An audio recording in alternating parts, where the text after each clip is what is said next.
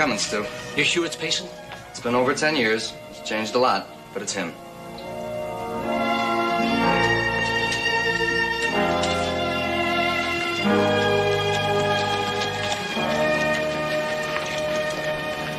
Had a guitar slung over his back? Yep. He stopped out in front of Cass's store. Just looking in.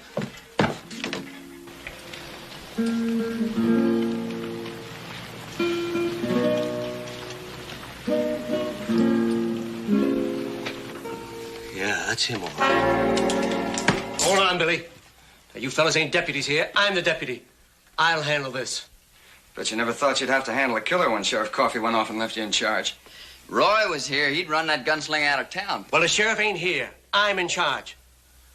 Now, none of those posters say Ed Payson's wanted anywhere. So we're gonna handle this nice and peaceful and quiet. Sure, Stu. We're your friends. We just want to help you out. Well, I don't want nobody starting no shooting match, understand?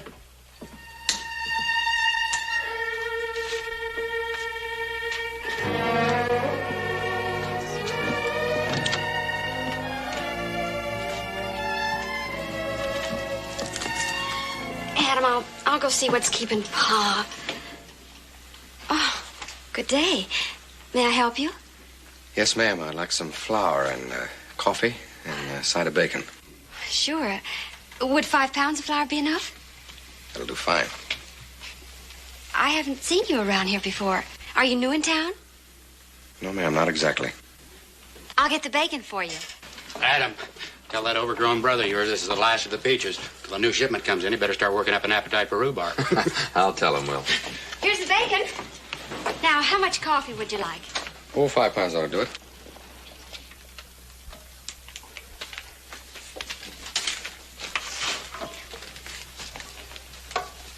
You?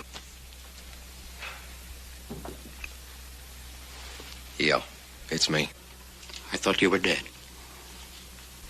Lord knows I prayed for it. Well, look, that was a long time ago. And I'm sorry. Get out of here.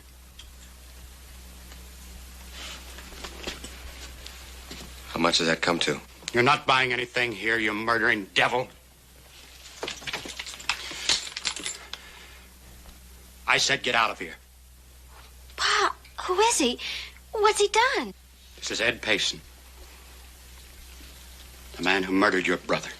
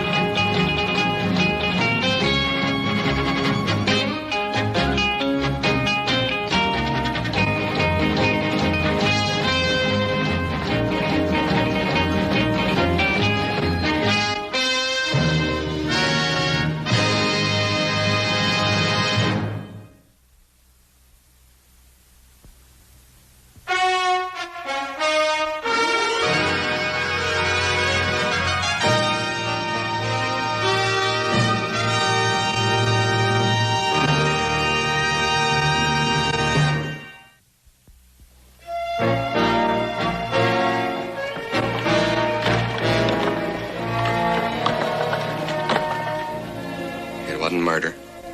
I was faster, that's all. Well, let's see how fast you are now. I will. Just put it down. I can take care of this.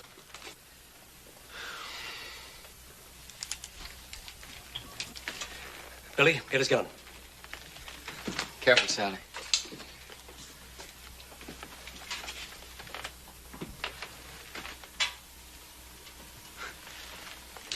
You ain't wearing one. Where's it? In my saddle roll. What's the idea? I quit wearing it. There's no law against that, is there? What do you want here, Payson? Nothing that ain't mine. My daddy left me the ranch when he died, and I figured to come back and settle on it. You mean you came back here to stay? Well, why not? Not much of a life being on the drift all the time. Well, I guess if a man owns a piece of land here, he has a right to live on it. Cahill, you mean you're letting him stay? Now, simmer down, Will. This man's a murderer. He ought to be hanged. If Roy were here, I don't need Sheriff Coffee to tell me anything. Now, you all know when a man kills another man in a gunfight, it's self-defense. It's the law. You know that. What kind of law is it that lets a wild animal roam the streets? I'm not a wild animal, Mr. Cass. You give me a better name for someone who's killed 12 human beings. Or was it 20? No. 6. You almost sound sorry about it. Well, I'm not too thrilled about it, son. Well, it's too bad that don't bring them back. Yeah. And it's too bad I can't make them rest any easier in their graves by floating around like a ghost from place to place till I die. But I can't. He's got a point there, Stu. All right. But you better keep your nose clean. And if there's any trouble, I don't care where it starts, I'm going to hold you responsible. I told you I put up my gun. Well, you see that it stays put up. Now, we have a clean, peaceful town here. Yeah, no. That's one of the things I like about it.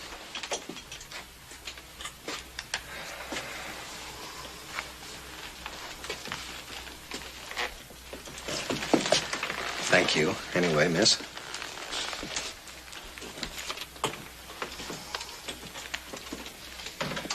He's lucky I didn't kill him. Now, Will, I know how you feel. But don't let it eat you up. And you keep staying away from him. You say hello to your pa, Adam. Sally? See you a little later.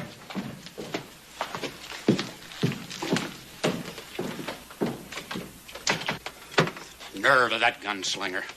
After what he did, coming in here trying to buy food from me. Man's got to eat, Will. He don't and he won't. I'll see to it nobody in town sells him anything. But, Pa, if you do that, what's he going to do? That's his worry. Put these on my bill, Sally. Throw in a bag of sugar while you're at it, huh? What's the idea? Making a few extra purchases? Why? Because I feel like it. You're buying them for him, aren't you? Look, once I pay for something, I have a right to do what I want to with it. Then these ain't for sale. Well, now, wait a minute.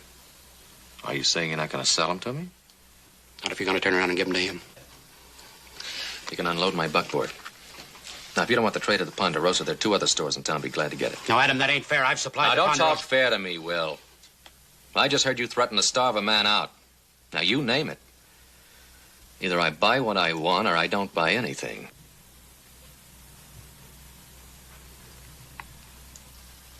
Philly's order. Adam, you got no call mixing in this. Do you think you're doing the right thing?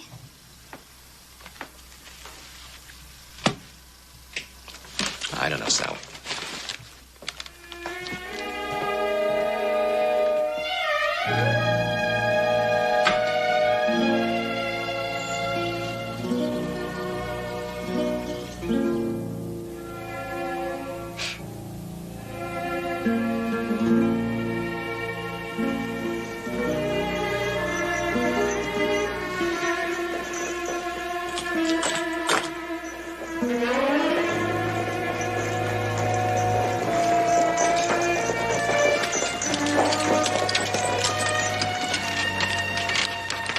Howdy.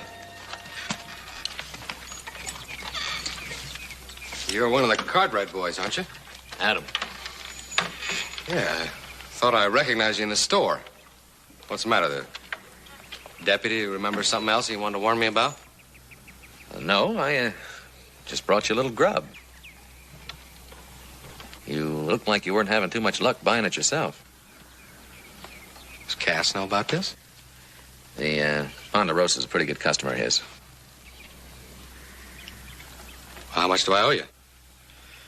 Oh, $50 ought to cover it. You really got your work cut out for you. You wouldn't think a house could run down so bad in 3 years. It's 3 years in August. Well, the barn's in fair shape. Be surprised how much sprucing up you can do with a hammer and saw. Maybe. Once I get used to using them again. What's the matter? You a lot of practice? Well, when a man hires your gun, he doesn't expect any other kind of work out of you. thank you for the grub. Yeah.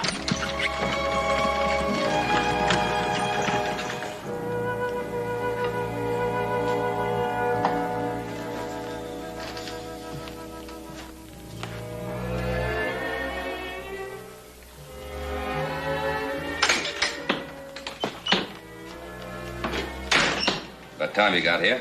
Paul, before you fly off the handle, maybe you ought to hear what he's got to say. I intend to. Had a visit a little while ago from Will Cass. Oh, yeah. Oh, yeah. By the way you say that, I guess you've got some idea what brought him out here. Pa, let me tell you what happened. I just want you to tell me one thing. Did you threaten to take away our business from him if he didn't sell food to that killer that rode into town today? Pa, in the first place, I don't care about the first place, the second place, or any other place. All I want's a straight answer from you. Did you or didn't you? well, yeah. I can't believe it. Oh, Pa, will you let me finish? You know how many years we've been trading with Will Cass? One of the most generous men that God ever made. You don't realize that the first winter we were here, he carried us for 5 full months till we got on our feet? Yes, I know. And this is the thanks he gets. You taking the side of the very man who killed his son. And what's got into you? I don't know. Well, I don't know. I just got mad. I mean... All right. Maybe I shouldn't have done it. I'll write in tomorrow and I'll apologize. I really didn't mean that about taking our business away from him. It's not mine to take away.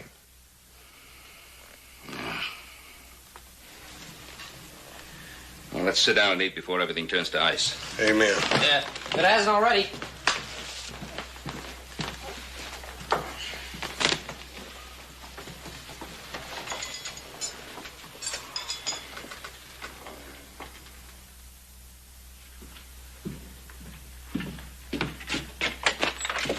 Hello, Sally.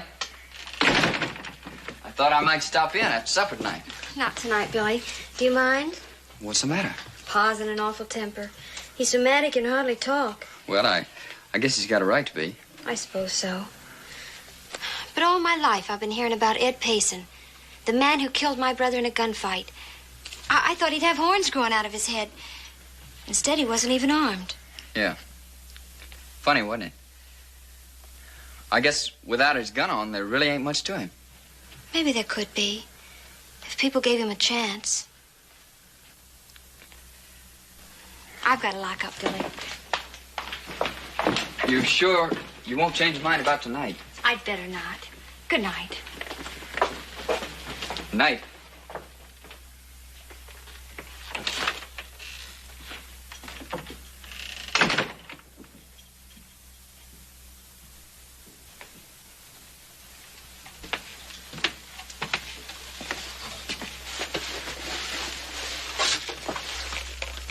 Hey, where you going, Adam? Take a little ride, that's all. This time of night? It's as good a time as any. You're still thinking about that Payson fella, ain't you? Yeah, I guess I am at that. You know, I must have heard a dozen different stories about that shooting between him and that Cass boy. Sure would like to know which one of them's right. Yeah, so would I. I won't be long.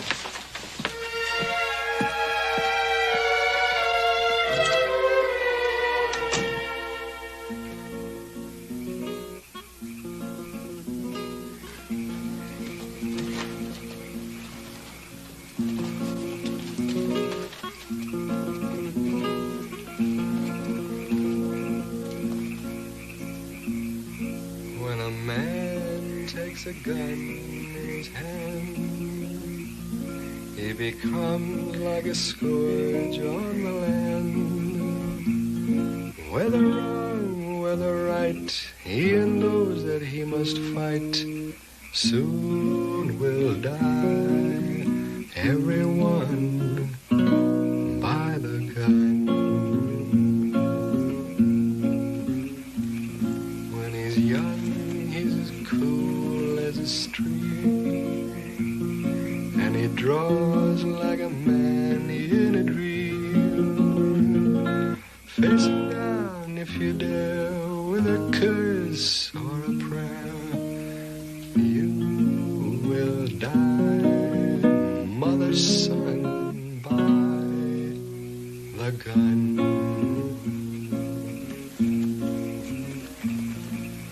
His name may strike fear where he goes.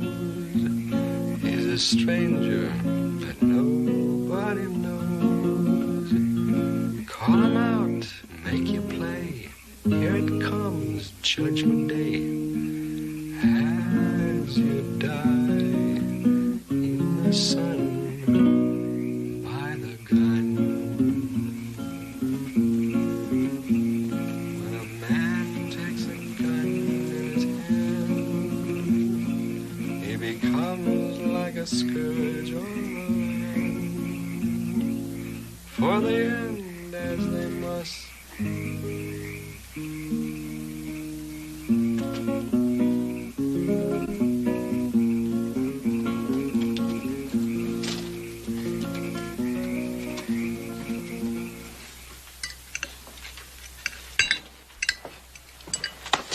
Morning, boys. Morning, Bob. Morning, Bo.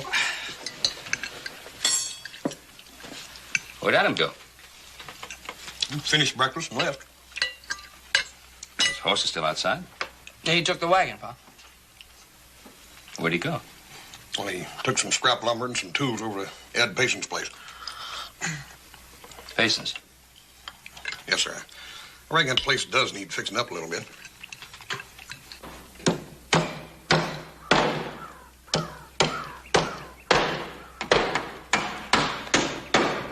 Well, that ought to hold that. Well, let's take a rest.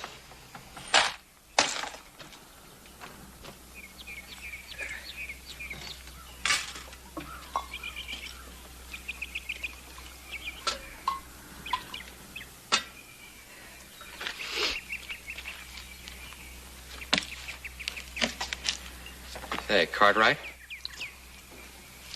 Yeah? I've been studying on something I can't figure out. Yeah, what's that? Why you're doing this. Well, no particular reason, just being neighborly. Heard you playing last night. I was out taking the air after supper. Why didn't you come on in? Oh, I don't know. I guess I wasn't sure if I was welcome. Yeah, this is an old friend. I first started playing this to keep my fingers nimble for shooting. Did it help? How do you mean? The shooting. Oh, no. Well, I don't know, maybe. A little bit. Most of the time, there wasn't any shooting to do. I was working for an old boy over in Oklahoma Territory. This is some years ago. A white-haired fella, about 60. Looked like a bishop. He ran that whole town. Cattle, gambling, you name it. I was on his payroll, well, it was over 8 months. The only time I ever took out my gun was to clean it. Sounds like a soft job. Why'd you leave? Well, there was this girl in town that I was seeing. And a young feller that she used to go with decided that he wanted her back. I guess he figured that killing me was the easiest way to do it. So, he walked down to my hotel one night and called me out. James L. Barlow. He was 22. And among his surviving male relatives was a father, 3 brothers, and more cousins than you could count. They come gunning for you? All at once. At least they were fixing to when I left town. Against those kind of odds, a man might as well put a rope around his neck and jump off a chair. Save everybody a lot of trouble. Well, what about the girl? Well, stacked up alongside all those cousins, she just naturally lost out.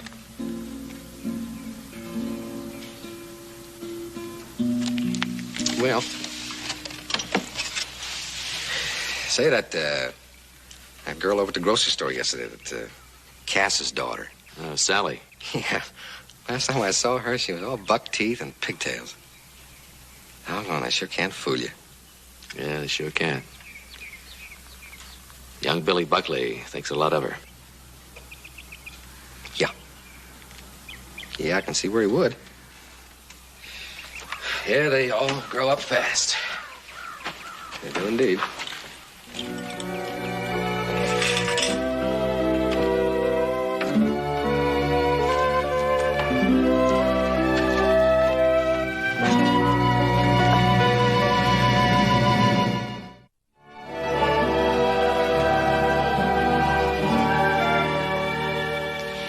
Pa, why do you have to do this? He's getting off easy. Easy?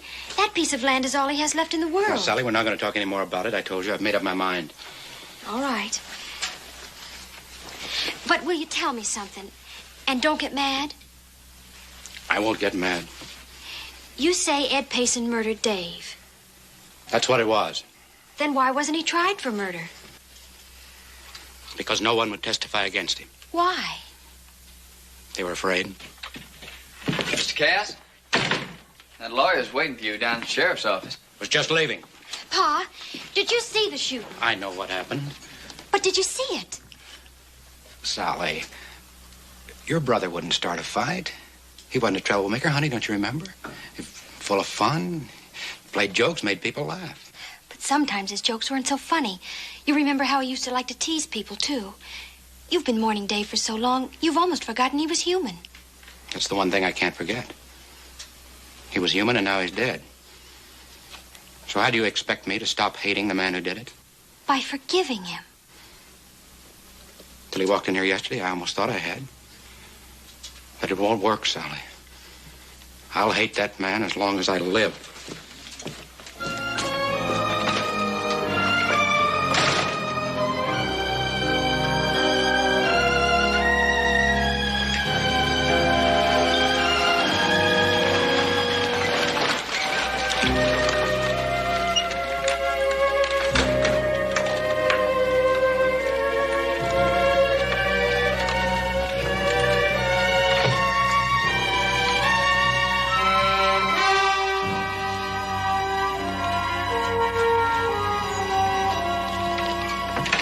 Morning, Sally. Billy. Adam, Pa's figured out a way to get rid of Ed Payson. He's down at the sheriff's office. Get rid of him? There's a 12-year-old tax lien on his property. Pa's going to pay it up and have Cahill throw him off. How much does Payson owe? Almost $800. Where you going, Cartwright? Any place I please. Any objections?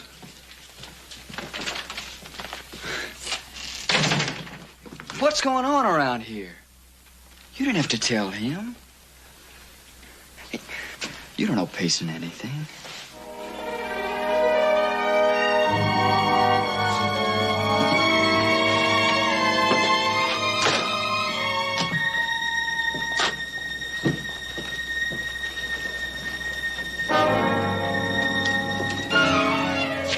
Says right here in the statute book, Cahill, when the taxes on a piece of property are this far in arrears, anyone who comes forward and pays them off is legally entitled to take possession of the land. And as Cass's attorney, I've so advised him. Now, you sure you want to go through with this, Will? You better get over to the land office, Mr. Cass. I got a feeling Adam Cartwright's trying to beat you there. Adam Cartwright. Sally told him what you were going to do. He headed for the bank.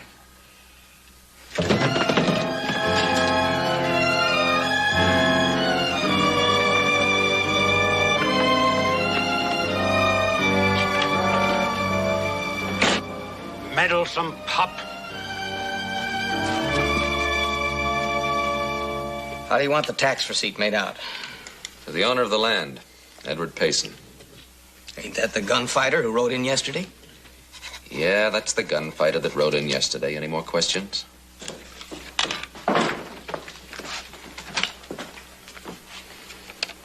You're going to be sorry you did this, Adam. Not near as sorry as I'd be if I didn't. I dropped by your store to apologize about yesterday, and I do. But I don't apologize for anything I've done today.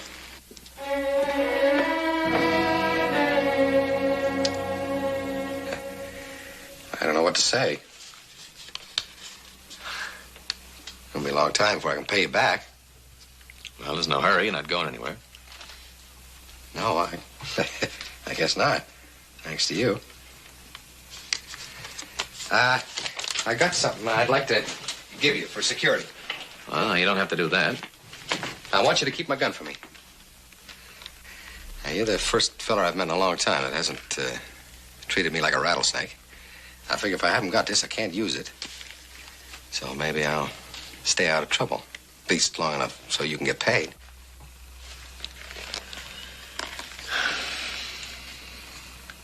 Is anything wrong? I wonder if you'd tell me something. You name it. Was it a fair fight between you and Dave Cass? Oh, well, if you'd asked me right afterwards, I'd have said yes. But I'm not so sure anymore. Why not? One fella's bound to have some kind of edge, you know that.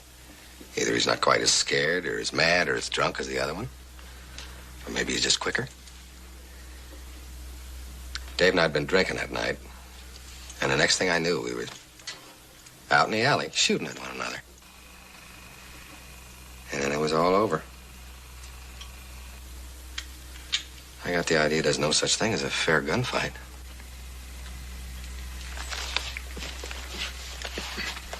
I'll see you in the morning. Yeah.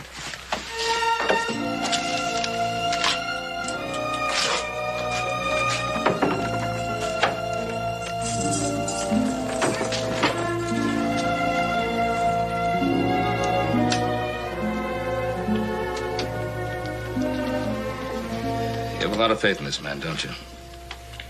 Well, it's not just a question of faith, Pa. I don't claim to know him that well, but he admits he's led a pretty useless life up till now, and he wants to change. And I think he deserves the right to try. Can't argue with that. Just that a man of his sort kind of breeds violence just by being around. Wouldn't want you caught in the middle. Well, I won't be. Don't worry. Well, that's what there won't be any trouble.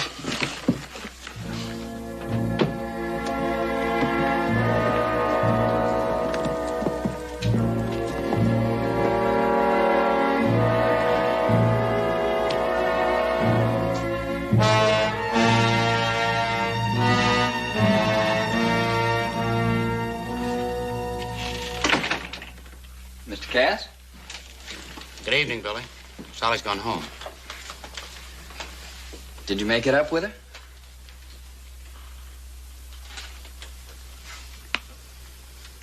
Funny the way she seemed to stick up for him, wasn't it? There's something so evil about a man that can turn members of a family against each other. It's just like it was 10 years ago, and everything's happening all over again. First I lose a son, and now my little girl thinks. You and Sally should get married, Billy. But you think she and that gunfighter... Well, she hardly knows him. She knows him. Maybe it's too late already.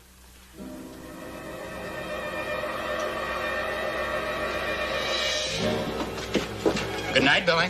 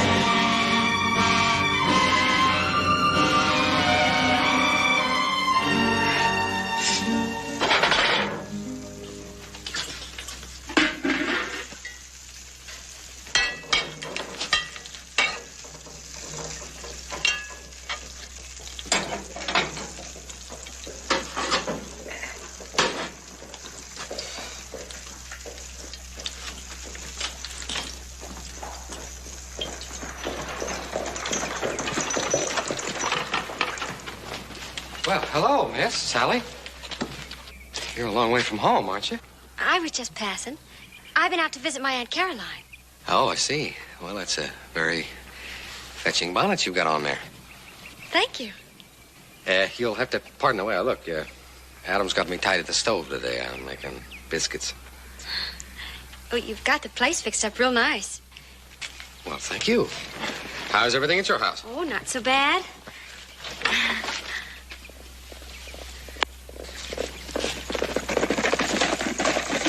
We got company. So I see. How you been, Sally? Fine, thank you, Adam. What'd you find out? Well, there's no question about it. Harvey's got some good breeding stock, but I think he's asking too much.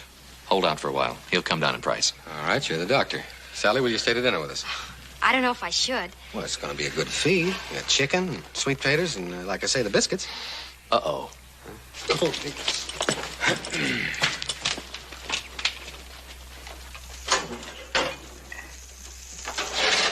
Well, I guess we'll have to do without the biscuits. I'll make another batch. It won't take a minute. Well, if you're sure you don't mind, Miss Sally. Oh, I don't mind.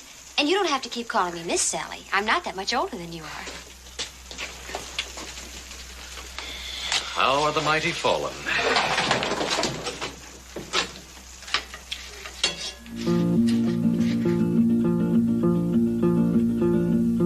I was riding in my wagon down the road, my true love for to see, when out of the woods jumped a big brown bear. Bow wow, says he. Not now, says me.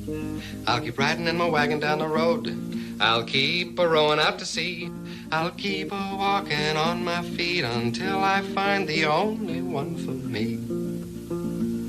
I was rowing on the ocean on a raft, my true love for to see, when up from the deep jumped a flying fish. Fly high, says he, not I, says me. I'll keep riding in the wagon down the road. I'll keep a rowing out to sea. I'll keep a walking on my feet until I find the only one for me. My own true love, the only one for me. Oh, I think I could listen to you all day. But it's late and Pa'll be upset.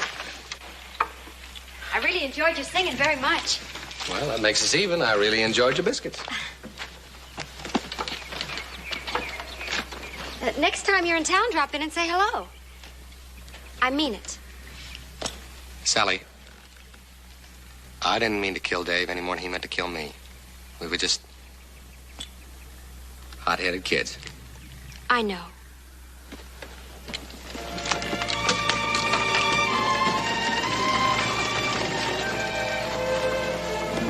What do you make of that?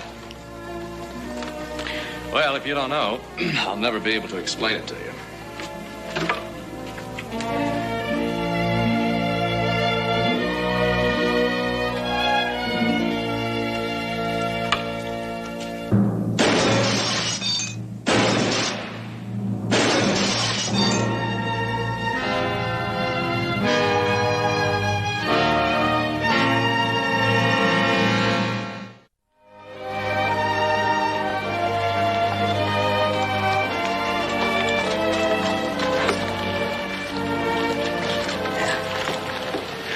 Everybody's got the same idea we have. Things get pretty busy here come Saturday. Everybody getting ready for a big night.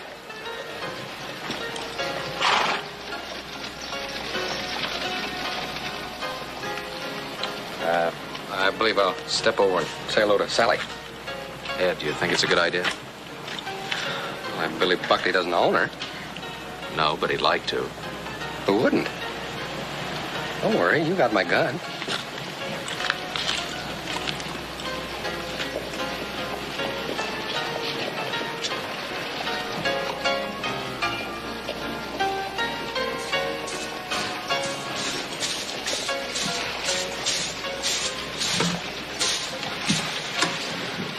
How's the grocery business? Booming. Come on in. Pa's not here.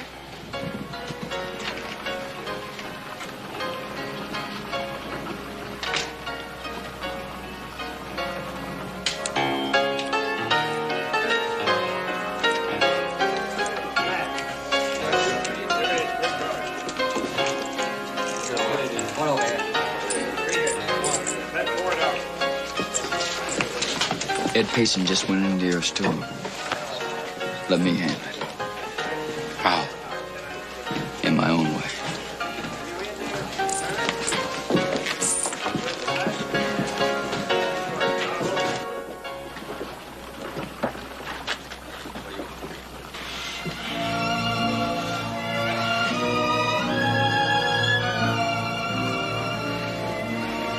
This doesn't make any sense. And you know it. I don't care.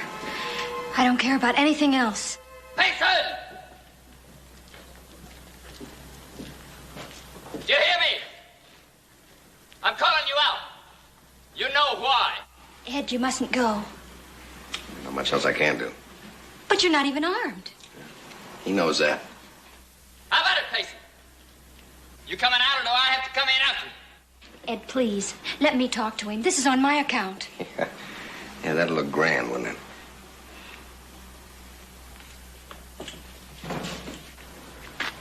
Billy, Cahill isn't going to like this. Stu? The big lawman's out chasing chicken thieves. Yeah, but Stay out of this.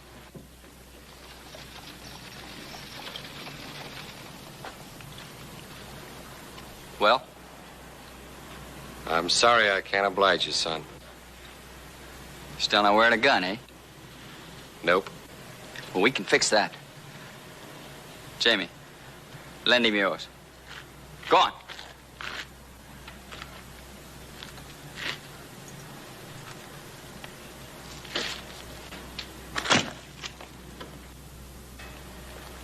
Pick it up and put it on.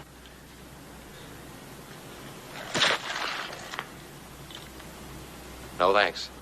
You're yellow, mister. You're yellow clean through.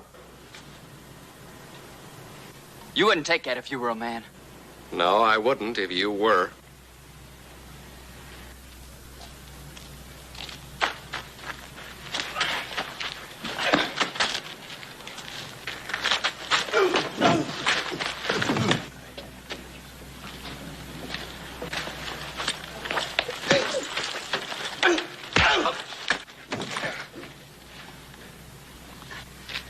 Get up, you lousy coward.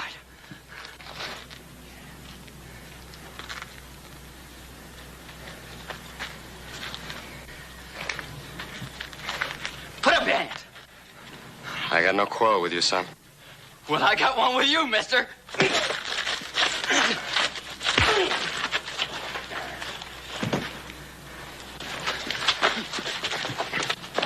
You're looking for a fight? All right, come on. It's no business of yours, Adam. It is now. And I am wearing a gun. Come on.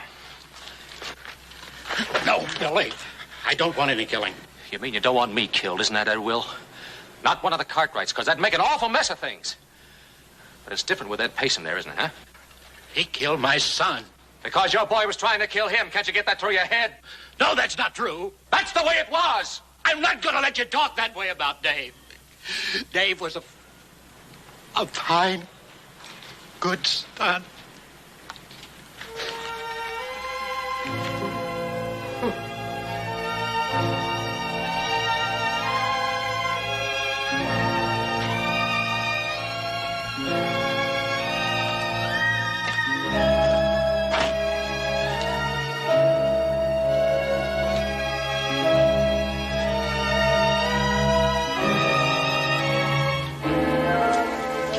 I don't want to look at him anymore, that's all.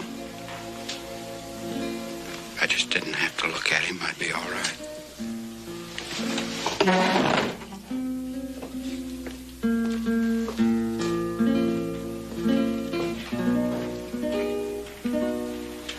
Pa?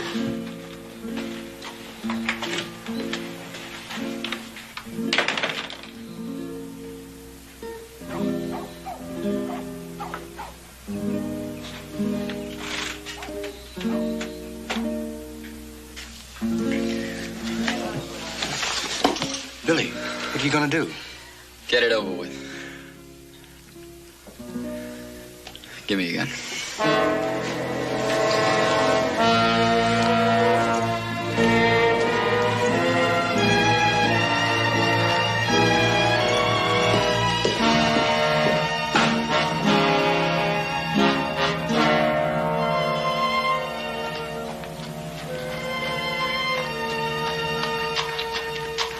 Billy, I want to explain to you about Ed. You don't have to. I know enough about him. Billy, please. Please listen to me. It's not his fault. Billy! Billy, come back! Pa! Pa! Pa!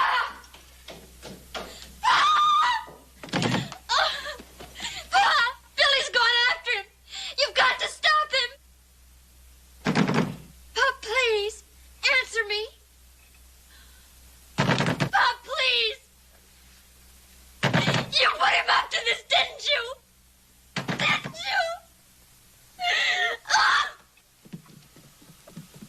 Davy.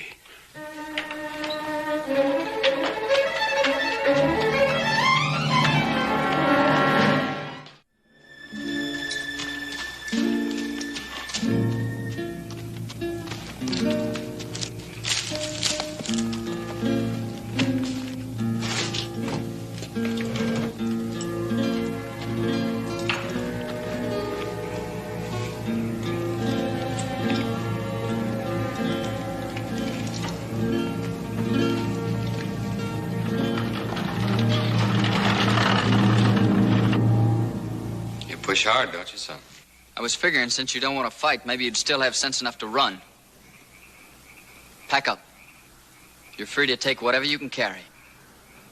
Kind of lets out the house and barn, doesn't it? Get going. You're the one who's going to get going, Billy. Don't push me anymore, Adam. You'll never get pushed any harder. Adam, I told you before, this ain't your fight. He's right, Adam. Don't be a fool, Ed. He's trying to goad you into something you don't want to do. So you want to do it for me? First in town and now here. I don't want a wet nurse, Adam. Don't you understand, Ed? You lose either way. You kill him, it'll be just like the rest. You keep drifting for the rest of your life. Just another ghost. You got the whole world in your hands here. Don't drop it now. Move out, Adam. It's too late for talk. Billy, I don't mind a man fighting his own grudge, but you're doing Cass's work, and you're gonna have to finish it through me. No, Cass is not the reason he's here. Sally and his son. Oh, it's me he's after, and he's right. Because I want her too. You don't have to fight him. You've got her. Not as long as I'm alive, you don't. As long as you're alive. Or I'm alive. That's always what it comes down to, isn't it? That's the way it's gonna have to be, mister. All right, Adam, you heard it. I'm gonna kill him or he's gonna kill me, and that's the difference that there is between being Ed Payson and Adam Cartwright.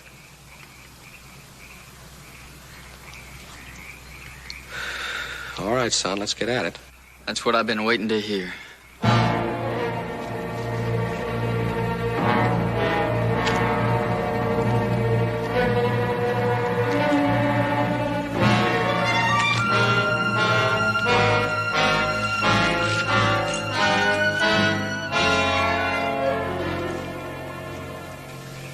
I'm sorry, Adam.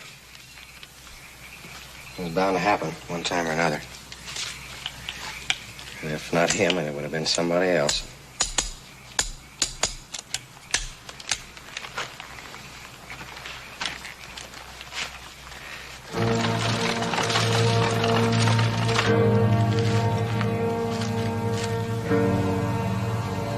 Go ahead.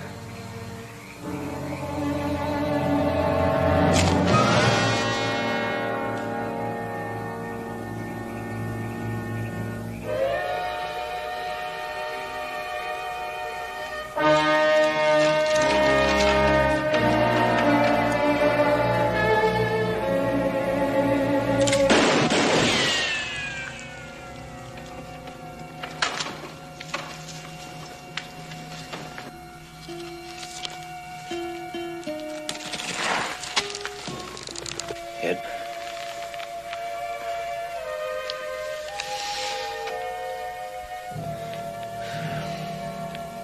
You just had to do it, didn't you?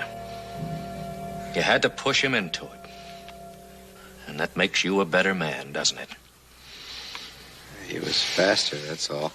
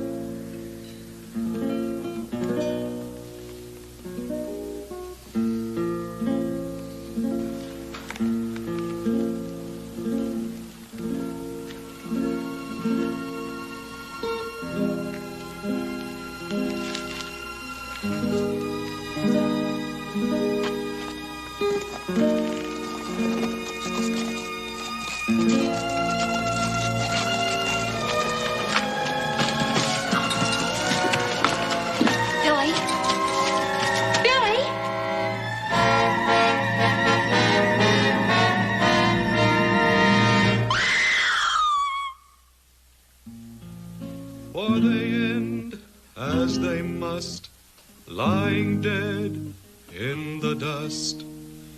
Everyone who would live by the gun.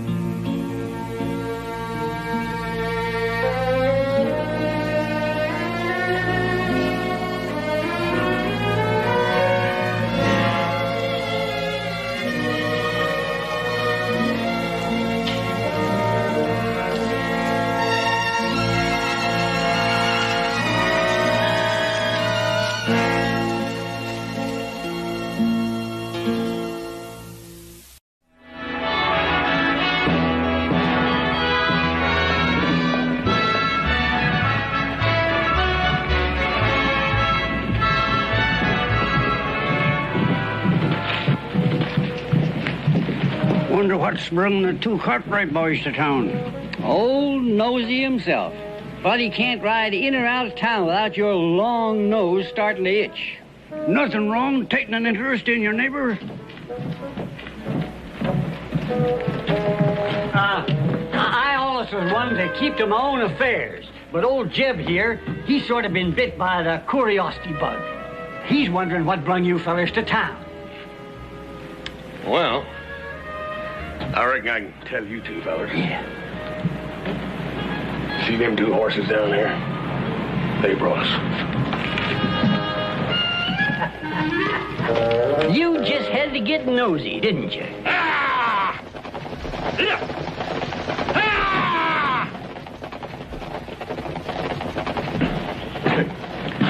Come on, Joe. This paperwork's going to take us an hour. Wait a second. I don't see the stage coming.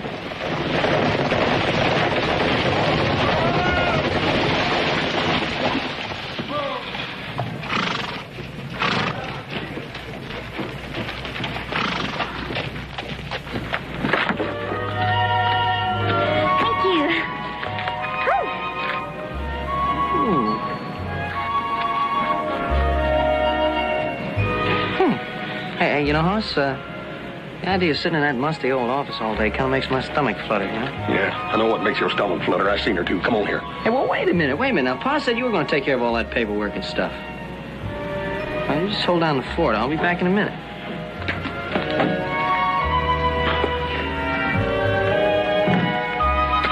Ma'am, we kind of pride ourselves on our hospitality here in Virginia City. That's why we always have a gentleman meet the young ladies at the stage.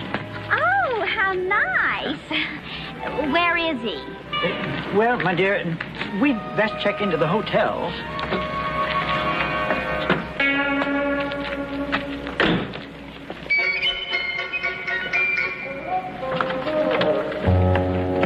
Where is he?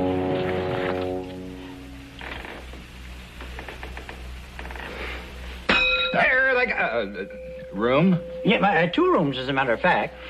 One for myself and one for my niece. Where's your sheriff generally hang out this time of day? Well, if you're avoiding him, stay off Main Street. If you're looking for him, his office is down the street a piece. Rooms 10 and 11.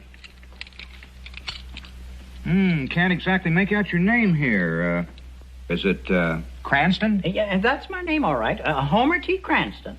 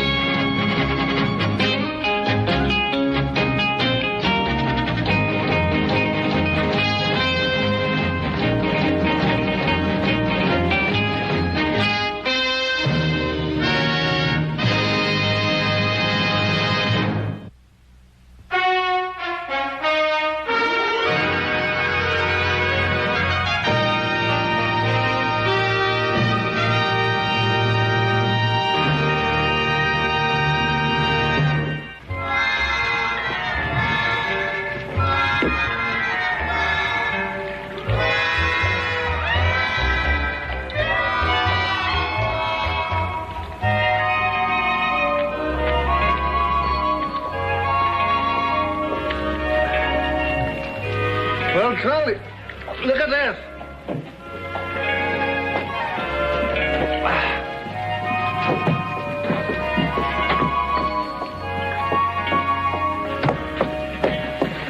Kind of reminds me of a refreshing breeze right off from the prairie. And you two remind me of a gale from the barn. Now, if you don't mind. If I didn't know better, I'd think he was trying to avoid us. Now, you wouldn't do that, would you? Not to two nice fellows like us. Now, listen, you two back pasture Romeos, out of my way. Can a lady walk in this town without being bothered by two low-down, miserable, fat-brained, lop-eared coyotes? Lop-eared? Yes, lop-eared.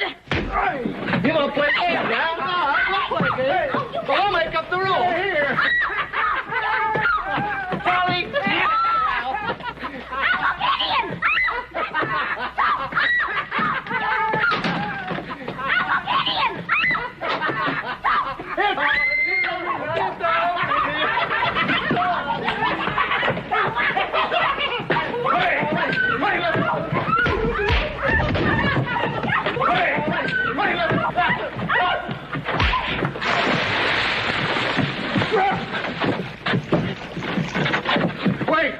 Wait.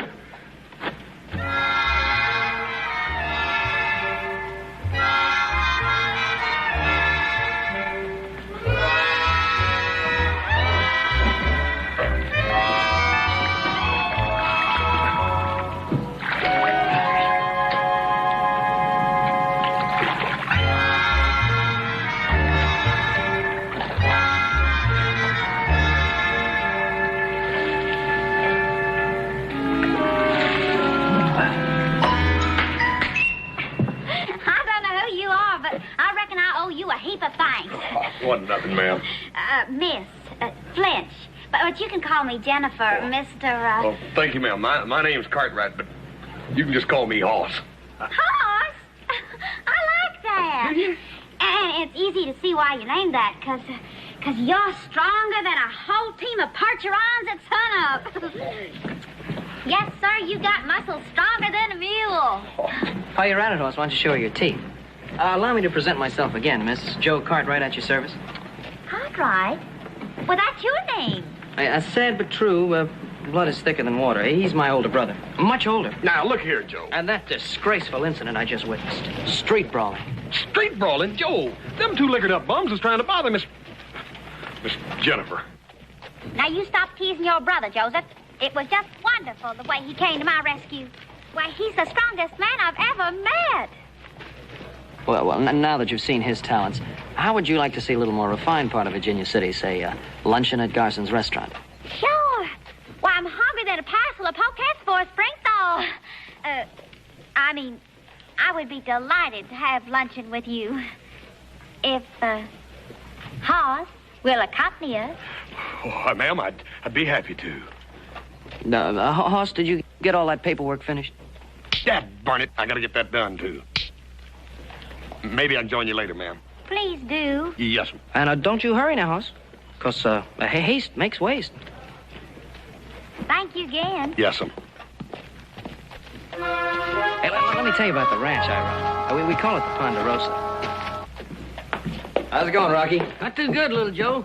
Lumbago stiffed me up something awful. I can't ride no more. I was sort of wondering if, Sure. There you go, Rocky. Bless you, lad.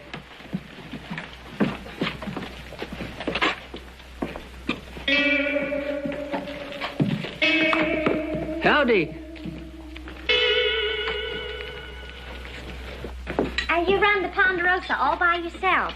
Well, of course, Hoss helps me with a few routine matters. Of course, then there's Pa and Adam. That's my older brother. They have a few minor chores to take care of, but I do take most of the burden myself. Hey, well, that's enough about me. What brings you to Virginia City? Well, I came with my Uncle Gideon. He's in the investment business over to Placerville.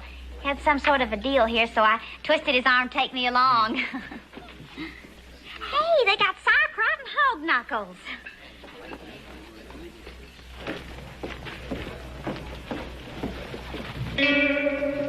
Morning. Sorry.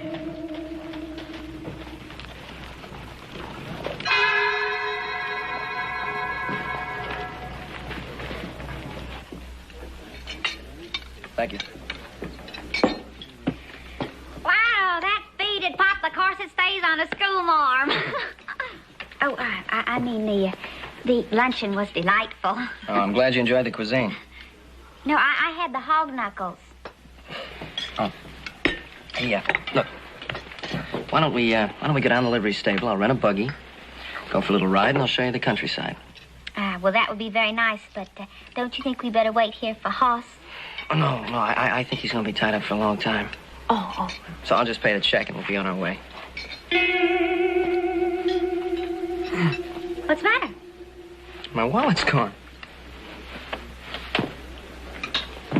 It's funny, I had it outside when I gave Rocky that money. I was careful to put it back in my pocket. I haven't been close to anybody. Except you, Jennifer, honey. That was a pretty funny joke. You had me worried for a minute. Let me have it back so I can pay the check. I didn't take your old wallet. Well, look, a joke's a joke. Come on, give me it back. Let me tell you something, Mr. Cartwheel. Cartwright? I am not the kind of a girl that goes around lifting men's wallets, even for a joke.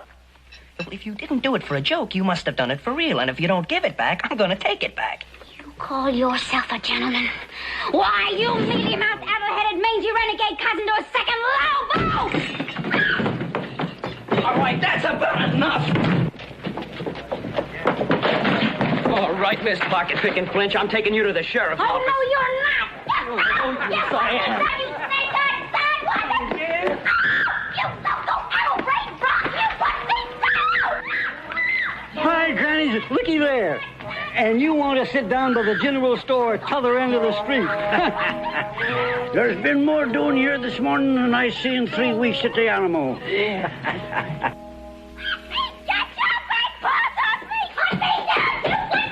Sheriff, this town's getting big enough to attract all kinds of riffraff and sneak thieves. Oh! Don't let this pretty face fool you, Sheriff. She's nothing but a sneaking pickpocket. You search her, she's got my wallet. What this jackal says is a dirty lie, Sheriff. I never touched his moth-eating old wallet. And if you touch me, I'll scratch your eyes out. Now you simmer down, the both of you. Little Joe, I've known you a long time. And if you say that this little lady stole your pocketbook, then I got to believe that you think you're telling the truth. On the other hand, while she's a total stranger, she don't have the look of no pickpocket. Spunky, yeah, but a winsome-looking little thing. Oh, yeah. And that's all part of her bait, Sheriff. Yeah, to gull an innocent man like myself into letting my guard down so she can stick her hands in my pockets. Now, you search her. She's got my wallet on her. You just go ahead and try, Sheriff, and you'll end up with a mouthful of Sheriff's badge. We gotta start being more careful, Sheriff Coffey. This town's beginning to get all kind of riffraff and sneak thieves. I caught this here hombre red-handed. As a matter of fact, I caught him with his hand in my pocket. Low-down pickpocket. Here, I found these on him.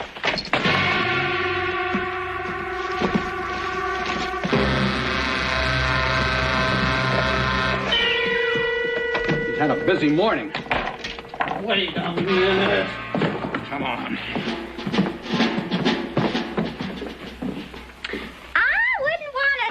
The ugly old thing, Sheriff, but if I'm not mistaken, that wallet belongs to Mr. Cartwheel. Cartwright. Miss Jennifer, I don't know what to say. You bet your sweet life you don't know what to say. You've said enough already. May I go now, Sheriff? You may. That is for the hog knuckles and sauerkraut. Good day, Sheriff.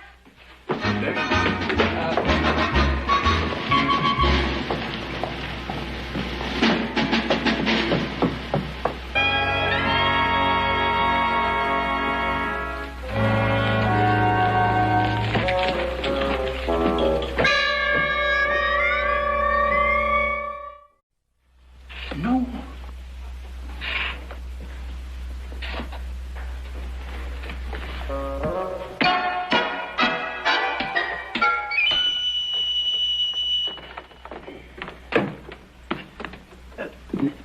I'm sorry to interrupt, but my name, sir, is Gideon Flinch. Now, I take it that you're the sheriff?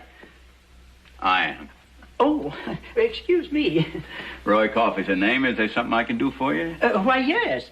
May I speak with you privately, Sheriff? Yeah, excuse me, boys. You see, Sheriff, I'm being pursued by a madman. Here, just you read this. Yeah. Get in Finch, General Delivery, Placerville, California. I'll meet you in the bank. What's this? I will break every bone in your body, horsewhip you, and then shoot you. Signed by Mr. Burke. Now, who's he? William Burke. They call him Bullethead Burke. Bullethead Burke. Yeah, you see, I run a small investment house over in Placerville, Sheriff. Now, this Burke entrusted me with $5,000 for speculative investment. Well, naturally, I do the best I can for my clients, but I can't be right all the time. Well, of course not. And this $5,000 of Mr. Burke's, that's been wiped out? Unfortunately, yes. Except for my commission, of course. Well, of course, a man can't lose his own commission. Well, somehow this Burke got the idea that I cheated him.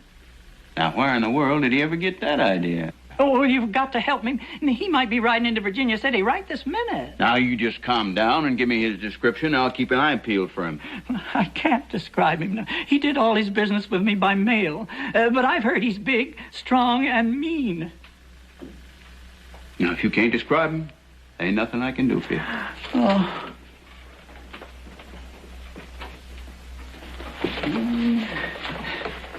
Say, friend. Me? Got a light? Well,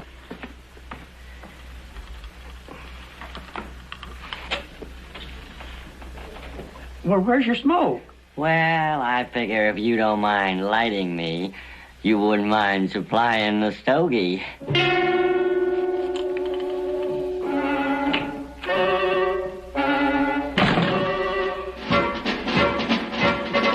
I have my key, please? Oh. They stole the... May I have my key, please? Good afternoon, Miss Cranston. Hello. I'm afraid you got my name mixed up. It isn't Cranston, it's Flinch. Flinch? I don't think I understand. Your uncle registered you in as Miss Hepzibah Cranston. Hepzibah? Let me see that. Hepzibah, indeed. Hepzibah. Oh, really, Uncle Gideon? I thought it was kind of a nice name. Do I look like a Hepzibah? Well, I'm not going to look like your Uncle Gideon. If Bullethead Burke catches up with me, which he'll probably do, now that you made the clerk put my right name down on the hotel register. Well, I didn't know, Uncle. I thought you were here on business, not running away from a man. Well, I didn't want you to worry, my dear. But the die is cast. I'm trapped and no way out. Oh, maybe you're just imagining it. Maybe he isn't chasing you at all. Well, I didn't conjure this up. No, sir. You just take a look at that. Oh, if I were only young and strong, I'd stand up to this Burke and whip him. Of course you would. But I'm not young and strong. Uncle, do you remember on the stage this morning we passed that old deserted cabin about 3 miles from here? Well, I noticed a shack by the river. That's the one. Now, look, you sneak out the back way. I'll buy some grub and rent a buggy and take you out there. No, it won't work. Burke would just find out I've been here and track me down like a dog. But I thought you said you'd never seen you. Well, that won't stop him. No, Jennifer, I've heard stories about this Burke. Well, I understand he can lick any two ordinary men. And I'm not even ordinary.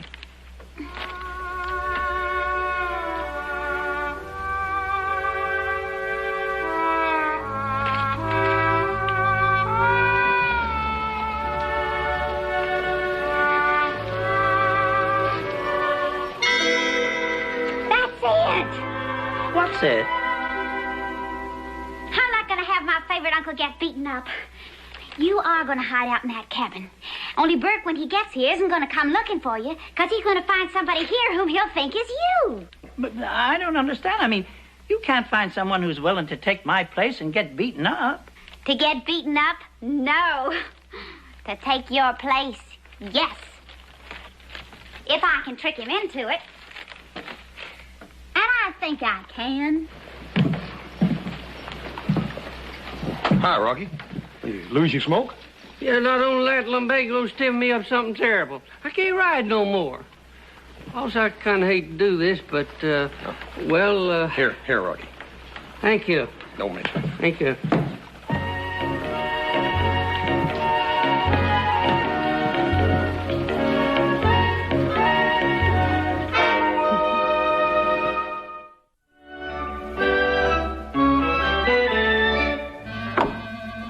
Now, you're safe, Uncle Gideon.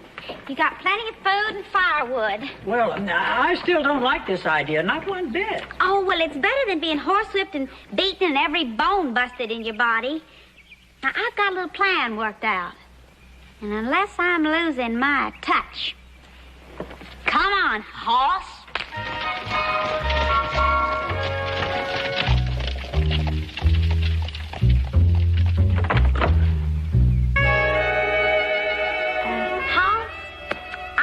Can't get over the way that you handled those two men that were bothering me this morning. Oh, they is kind of puny, Miss Jenny. Anyhow, they need the bet. I'll just bet that there aren't two men anywhere could take you. Oh, sure there is, Miss Jenny. Somewhere. No, Hoss. You're the kind of a man that a girl feels safe with. You know, that a girl can depend on. Oh, yeah, you can depend on me, Miss Jenny. Anything you want, you just ask me, here. Oh, no, Hoss. You've done more than enough. Of course, there is one small favor that I'd like to ask of you. Why, sure, ma'am. Well, you know, my Uncle Gideon has been tired and exhausted from the trip and all. He doesn't feel up to showing an out-of-town client a good time. So I was just wondering if you...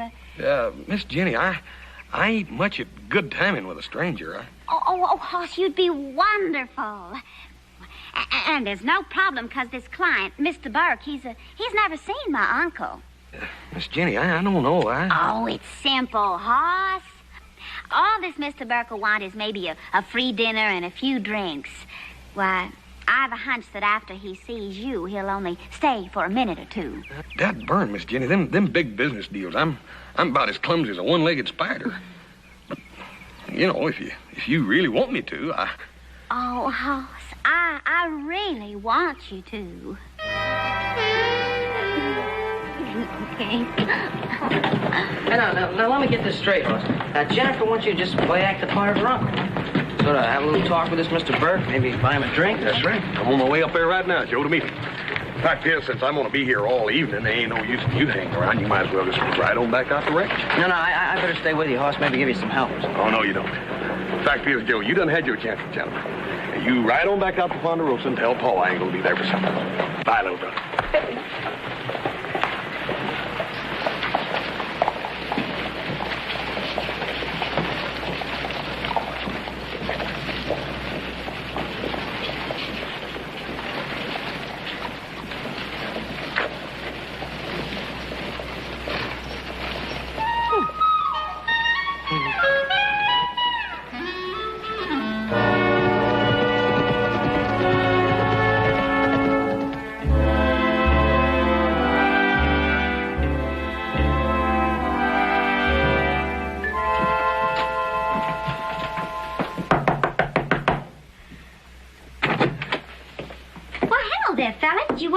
I do if you're Miss Flinch. I am.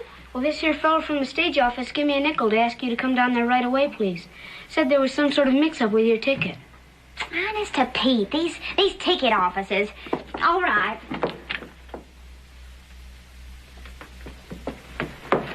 Here you go. Thank you. Thank you.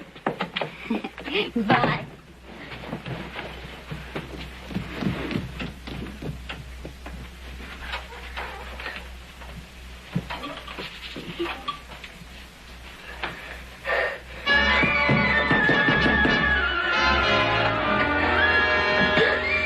What's the matter, boy?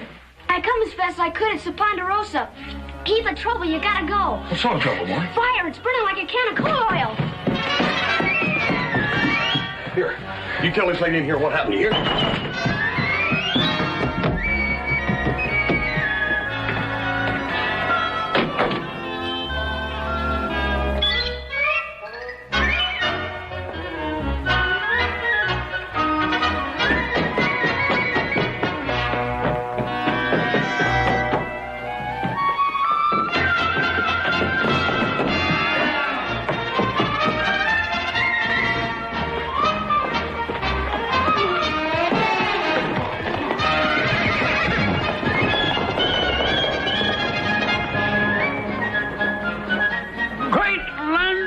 Resurrection, glory be. Got it just like you said, mister. You sure did, Sammy. Now, here's the nickel I promised you. Nickel?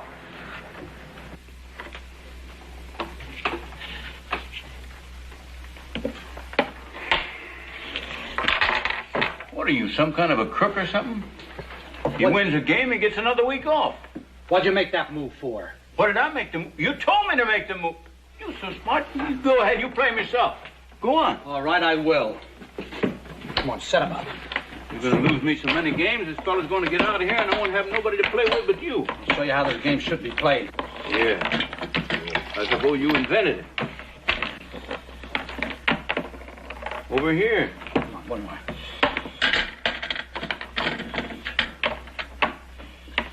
All right, now which do you choose? Clark, he's faster than you are with them handcuffs on. All right, you go first.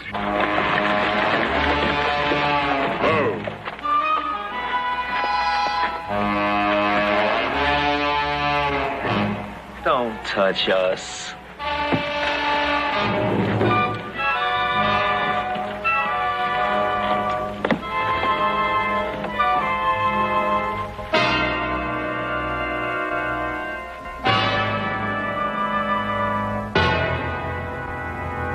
Well, it's awful nice you fellas come all the way from Chicago just to help me out. The boss said there's nothing too good for Bullethead Bert. Do you really think the pigeon's here, Bullethead? Well, there hadn't been a stage out of town since he arrived. This is the only hotel. Boy, I've been looking forward to this for a long, long time. Now, you fellows go in the alley and back, just in case Mr. Flinch tries to make a break for it out the back way. Now, easy and quiet. Don't cause no commotion. Bullethead, do you think this is the first time we pulled an out-of-town job? Sorry, boys. Forgot where you were from.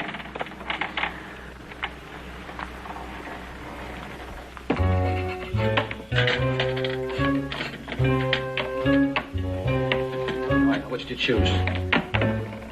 Over here.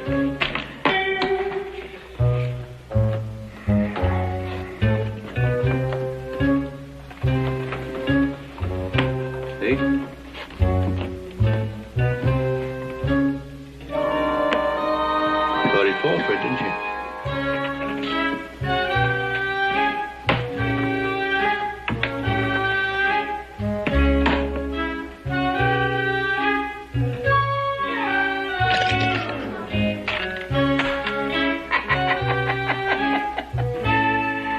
No! You lose this game, he gets out today. You already lost me 7 games.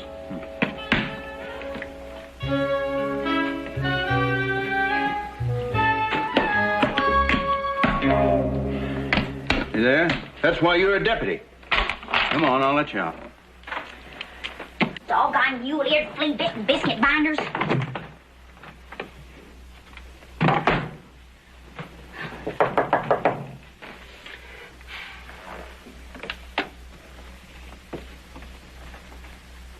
You! Oh, Jennifer, what a pleasant surprise. What have you done with Hoss? What are you doing here? You... No names, Jennifer. Now, you call me enough names to last me for a whole year. I just wanted an opportunity to tell you how dead wrong I was. Well, you'll be plain dead if you don't get out of here. Oh, look, don't stand that draft. I'll bet that you had something to do with sending me on that wild goose chase to the stage office, too. Sort of. Yeah. Oh, and I sent Hoss back to the Ponderosa. Oh, no. Oh, honey, look, all's fair in love and war. Ah, this isn't exactly war, is it? Oh, come on, don't be like that. I'll be like what I want to be like. Excuse me. Yes? I'm looking for a man. I can't describe him, but he goes by the name of Gideon Flinch. Of course, room 10. You mean he's here, using his own name? Now, when he checked in, he called himself Homer T. Cranston. I may look pretty stupid, but not much slips by me. Yeah, room 10, huh? Thanks. Now, look, you wanted Hoss to be Gideon Flinch, so now I'll be Gideon Flinch. You can't be Gideon Flinch. Why can't I? And look, I know Hoss has got the muscles and the brawn, but I just feel that I have the ability to make a much better impression on Mr. Burt. That might be Mr. Burke. No. Oh, Jennifer, will you stop worrying? Look, I just want a chance to show you I'm sorry, that's all. I'll be the best little old Gideon Flinch you ever saw. I promise. I'll make a good impression on Mr. Burke if it kills me.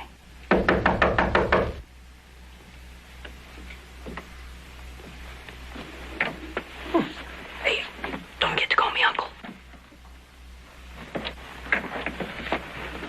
Are you Gideon Flinch? Oh, yes, you must be Mr. Burke. Very nice to meet you. So you're the one that cheated me out of my $5,000, huh?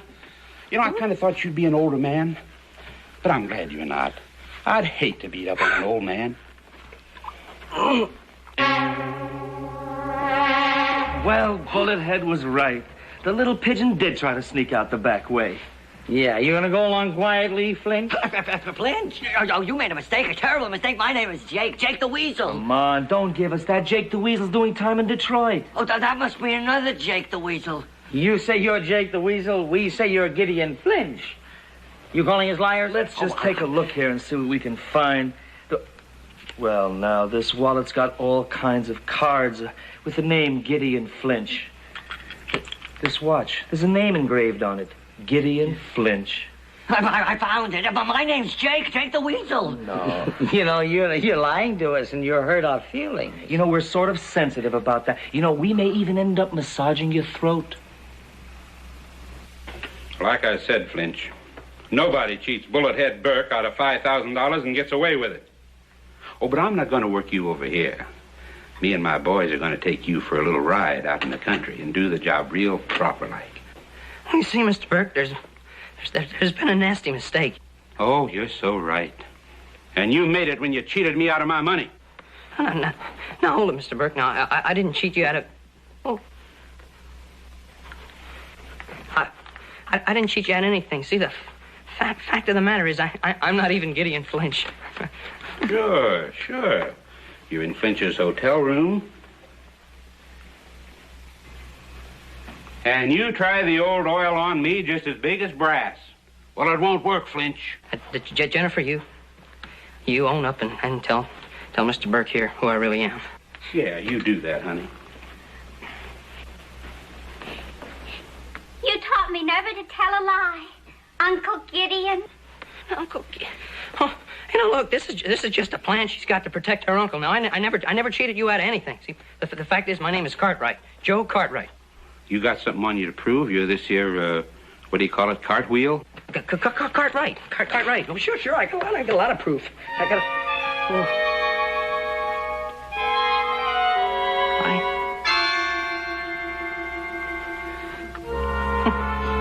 See, I had the proof, and I left my wallet in the sheriff's office. Of course you did. Everybody leaves their wallets with the sheriff. Yeah. Now, Mr. Gideon Flinch, unless you want to test my shooting at 5 feet, you better stand real quiet while I tie up the little lady here. We don't want her running after the law after we're gone, now, do we? Oh. Jennifer, will you please tell Mr. Burke who I really am? I already have, Uncle Gideon.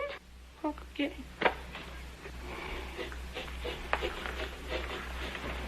Wonder what's keeping Burke. He must know by now the pigeon ain't in the hotel. We've got him. But fellas, I tell you, I'm Jake the Weasel. Are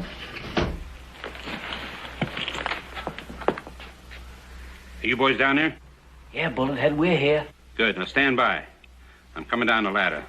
And I'm bringing this no-good, low-down skunk of a Gideon Flinch with me.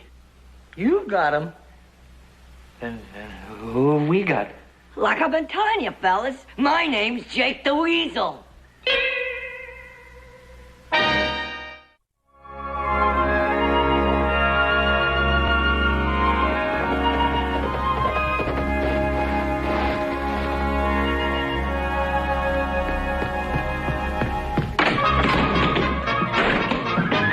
Paul, how come you ain't out fighting the fire? What fire? The only thing burning around here is Pa. Beat him 3 games straight. Paul, you didn't send a little boy in about that high to get me? You've been out in the sun too long. Better warn him about you and that loco weed. That dad-burned little Joe, I should have known it. I'm gonna kill him. Paul, it's like this. This pretty little gal came into town on the stage today, and little Joe took her to lunch, only she picked his pocket. The fact is, he just thought she picked his pocket. She wanted me to be giddy and French because her uncle wasn't feeling too good. He was there in town, and he didn't feel like meeting Mr. I'll explain it all later, Paul. I'm going to kill that little Joe.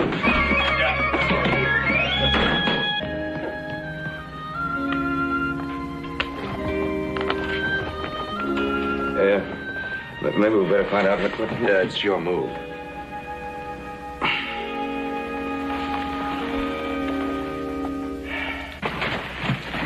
Okay, hold it up right here.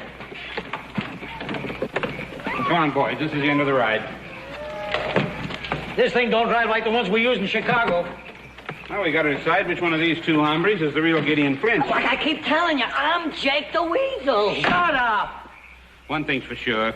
One of you's lying. Well, Mr. Burke, why don't you just ask somebody who lives around here and they'll tell you who I am. Got an idea, Bullethead. Why don't we take care of the both of them? That's right. The boss said nothing's too good for you, Bullethead. Well, I appreciate that, fellas, but Bullethead Burke's a fair man. There's a cabin up ahead there. We'll ask one of the local yokels if he can identify one of you and not the other. Come on.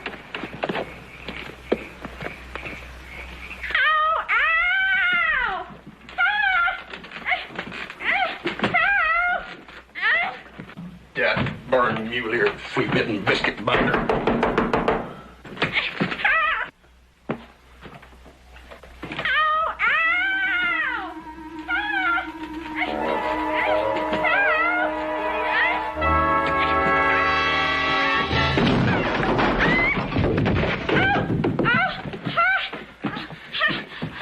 Miss Jennifer, Joe do this to you? I did what I do. No, Hoss, it was Burke. I lied to you, Hoss. Burke came here to beat up my Uncle Gideon. I thought that after he saw you, he wouldn't make any trouble. But then little Joe took your place. And now Burke's taking little Joe out to beat him up somewhere. He thinks little Joe is my Uncle Gideon. Jennifer, you was here all the time. How come you didn't tell Burke Joe wasn't your uncle? Oh, I'm so ashamed, Hoss, but I was afraid he'd really find my uncle, and I was so mad at little Joe for calling me a pickpocket and... Oh, honey, that's all right. Now, everything's all right, honey. What's done's done. What we got to do now is find little Joe. And quick. Well, look at this letter. You see why Burke is really mad. Look at that. Yeah, Bertie. Must be a half a dozen roads out of Virginia City. I'm going to go down on the street and scout around and see if I can find anybody that saw him leaving. Okay. Oh, and I'm going to rent a buggy and go out and check on my Uncle Gideon. Thank goodness he's safe.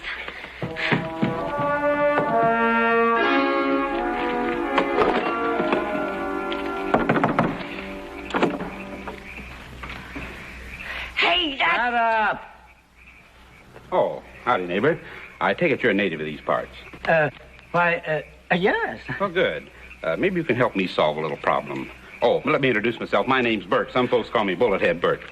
And I'm a stranger in these parts myself. And I need someone to identify one of the local boys for me, Mr. That's the real Gideon Flinch. I tell you, Burke, that's Gideon Flinch. I seen him in the sheriff's office and on the stagecoach. Why don't you shut up? You'll try anything, won't you? Now, what did you say your name was, sir? Cranston. Yeah, Homer T. Cranston. Mr. Cranston? That's the name the hotel clerk told me that Flinch used. That's right, Bullethead. This is the man I saw get off the stage this morning. Now we've got 3 Gideon Flinches to take care of. What difference does it make? 1, 2, 3. The boss said there's nothing too good for Bullethead. All right. Now, all you Flinches, get into that cabin. I'm going to get to the bottom of this.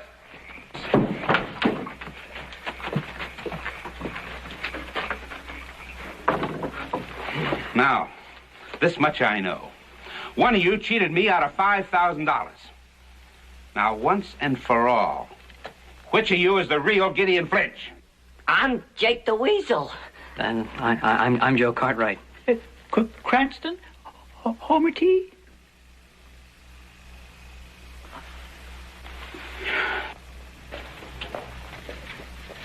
Somebody coming out there, Bullethead. Well, see who it is.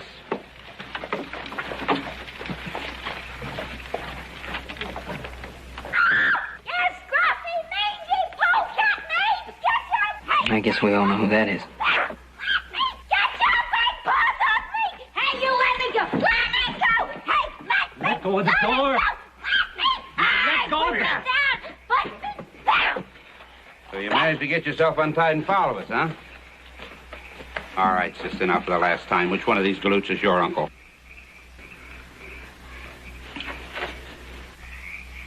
It's going to be that way, is it? All right. Now, I'm going to give you people just 3 minutes to produce the real Gideon Flinch. Me and my boys will step outside while you talk it over. Now, remember, just 3 minutes. I ain't fooling. Either one of you gets beat up, horsewhipped, and maybe shot, or all three of you. Now, is that clear?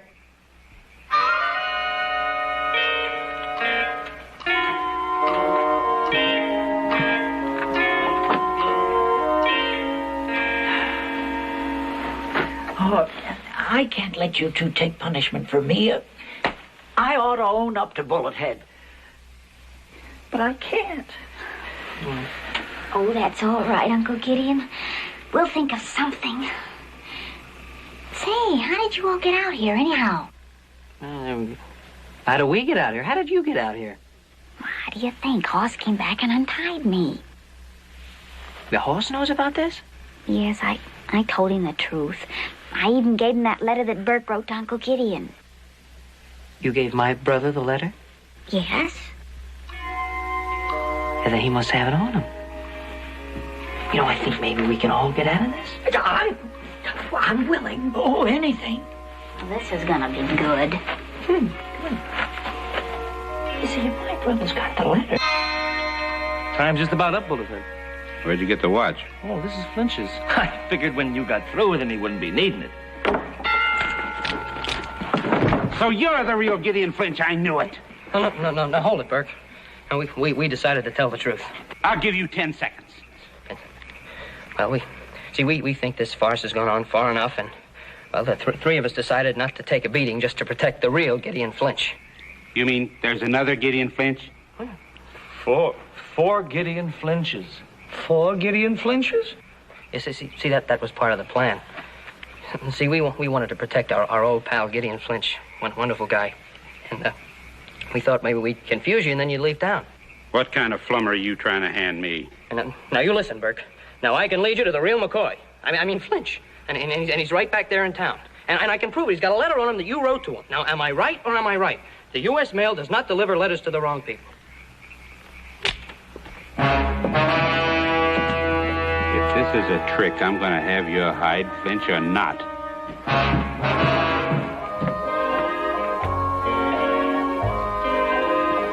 Hey, Rocky, you ain't seen Little Joe, have you? Gosh, Hoss, I ain't seen him since this morning. But my lumbago's killing me. Yeah, I know, Rocky. Hey, you didn't see my pipe, did you?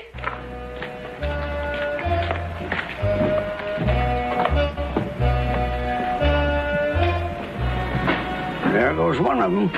Yeah. I wonder where's the other one.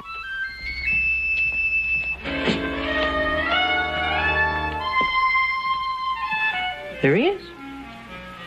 One and only Gideon Flinch.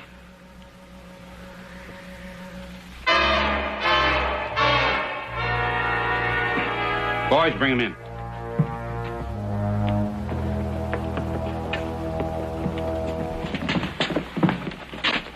That's him. If that's really him, Bullethead, looks like you're going to have your hands full. Well, the bigger they are. Besides, you always got the bulge on a man when he knows that you're right and he's wrong. And if you got him outnumbered, well, you better be right about him having my letter in his pocket. Oh, yeah, he's got it. You come with me. Put that thing away. Here. Keep your eye on him.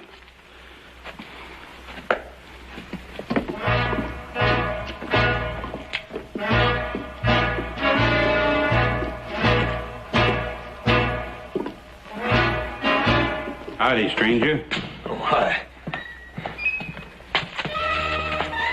Flinch. It's the real Gideon Flinch. I got you at last. I take it that you're Mr. Bullethead Burke.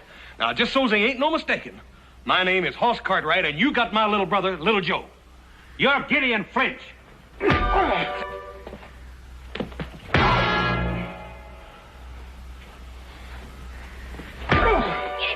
Excuse me. Sure. Hey, come on, Bullethead. Come on! Come on, Bullethead. Come on!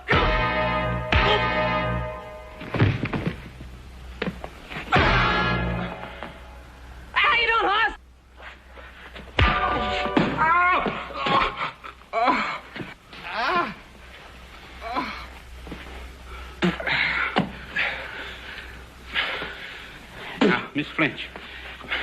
Mr. Flinch, that punch didn't hurt you no more than that. Ain't no need in us fighting.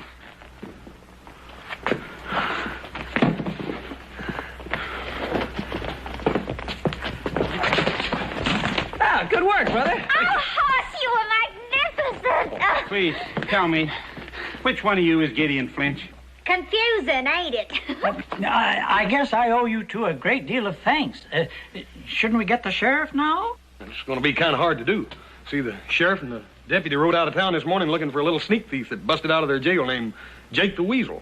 That's me. I keep telling you, I'm Jake the Weasel.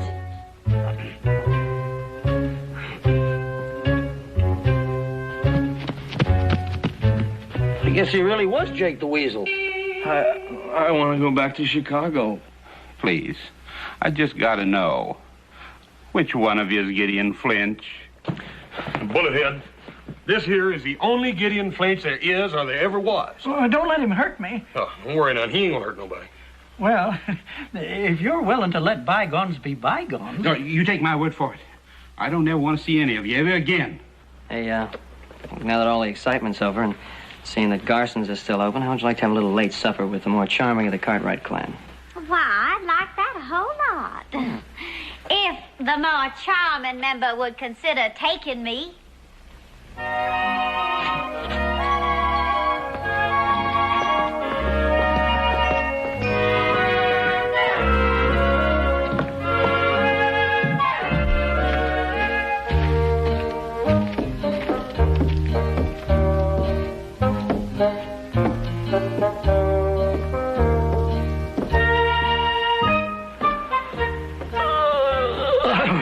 Yes, sirree. It's been a mighty tiring day.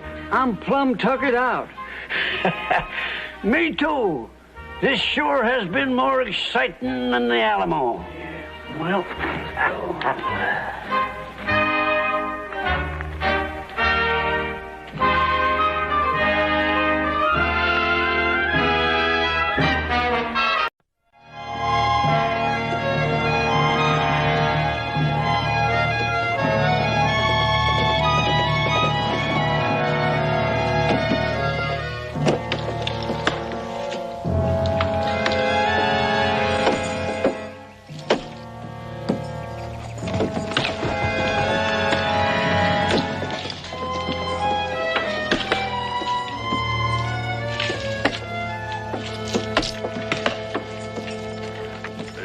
All this heat, especially with those chains on them.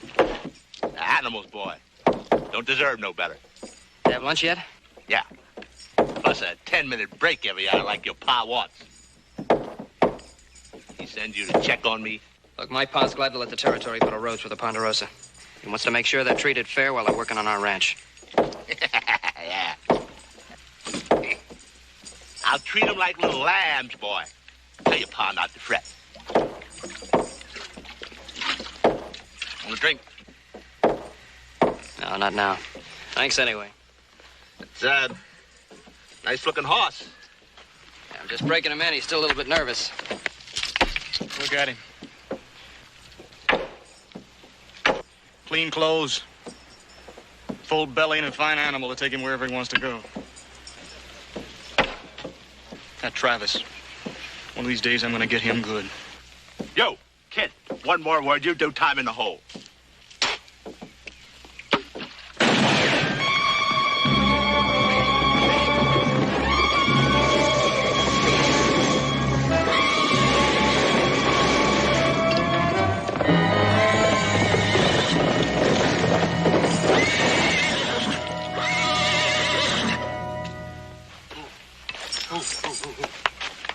Well, that was close. Hey, thanks a lot. For what? For what? For saving my life. Not for you, friend. I just didn't want to see your horse hurt. Now, I ain't gonna tell you again. Get on back to work.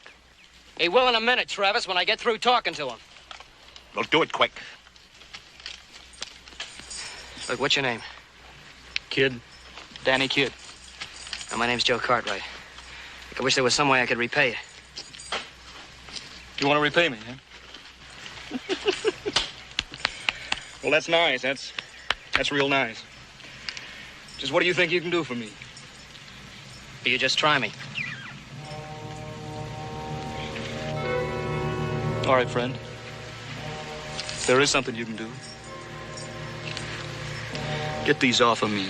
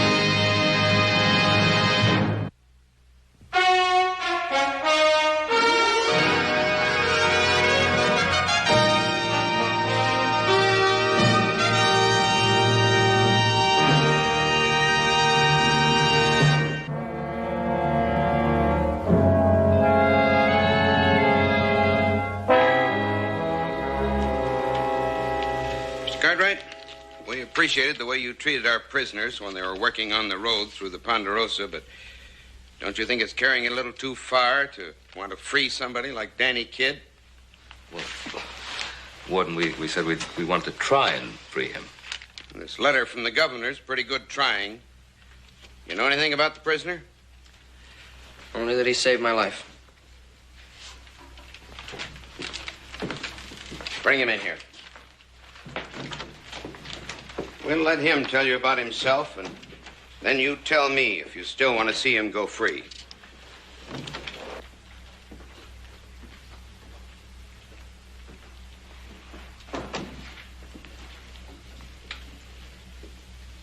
You know why you're here? No. There's Mr. Ben Cartwright and his sons at the Ponderosa Ranch.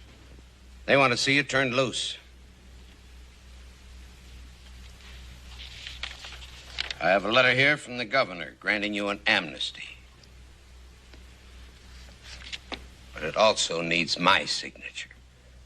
You think I should turn you loose? You'll do what you want to do, Warden.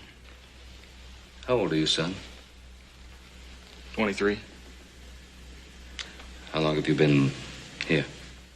10 years. Since you was 13? What'd you do? I stabbed somebody with a fork. Why? He tried to steal my apple pie. Well, that doesn't make sense. How often you get dessert with your meals? Almost every night. At the orphanage, they gave it to us once a month. Makes sense to you now? When did you lose your parents? I was 5 years old. You've been confined to state institutions all this time? That's right, Mr. Cartwright, but I don't call it confined. I call it caged. Warden, don't you think he's been punished enough? I understand what you're saying, but this is a prison, not a school. If I had released him, he'd been back inside of these walls in less than a week. He has no trade, no one he can turn to.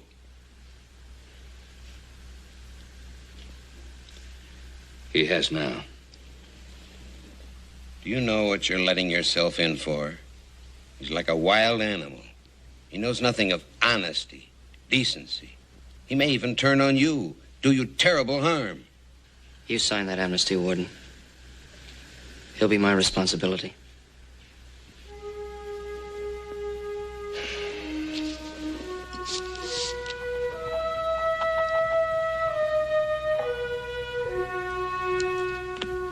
You'll be released to Joseph Cartwright.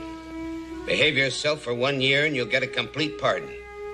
But get 1 inch out of line and you'll spend the rest of your days behind bars. Do you understand?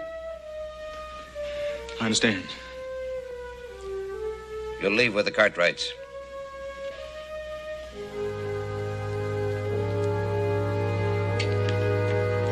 Just a minute, kid.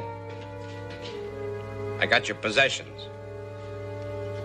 All we found on you when you came here 10 years ago.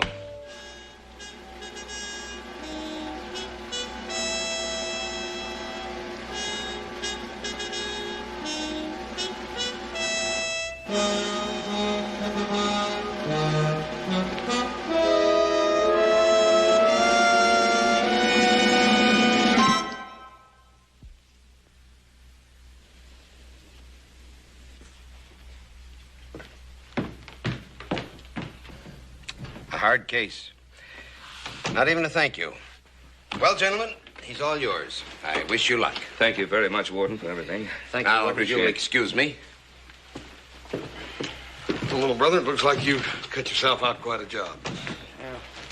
Joseph, you'll be riding back to the ranch alone with Danny. Hans and I promised Mr. Carter we'd buy him a prize seed bowl. Oh, and remind Adam about the party for Carter. All right, pal. Hey, now look. Look, I don't want you to worry. Danny and I are going to get along real fine. I hope so.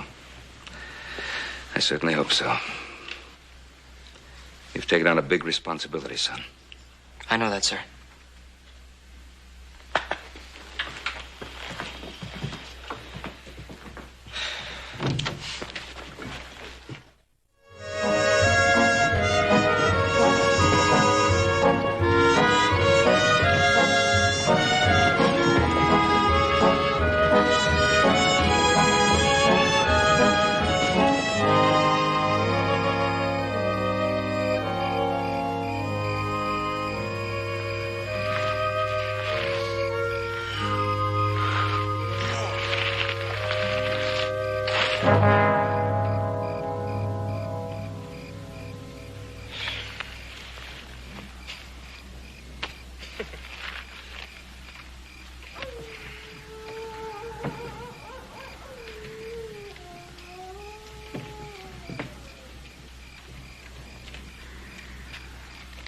Hey, Danny?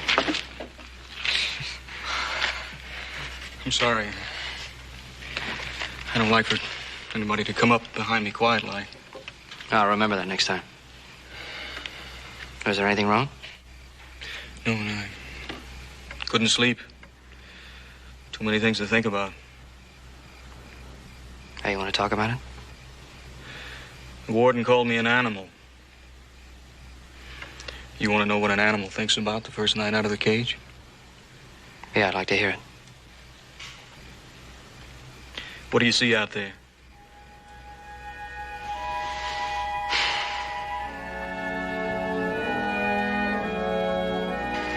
Nothing I haven't seen before. You know what you don't see? Walls. Wherever you look. No walls. As long as I can remember, I always looked at a wall. Standing up, lying down. Always there was a wall in front of me. They pressed you in. Made you a small little man.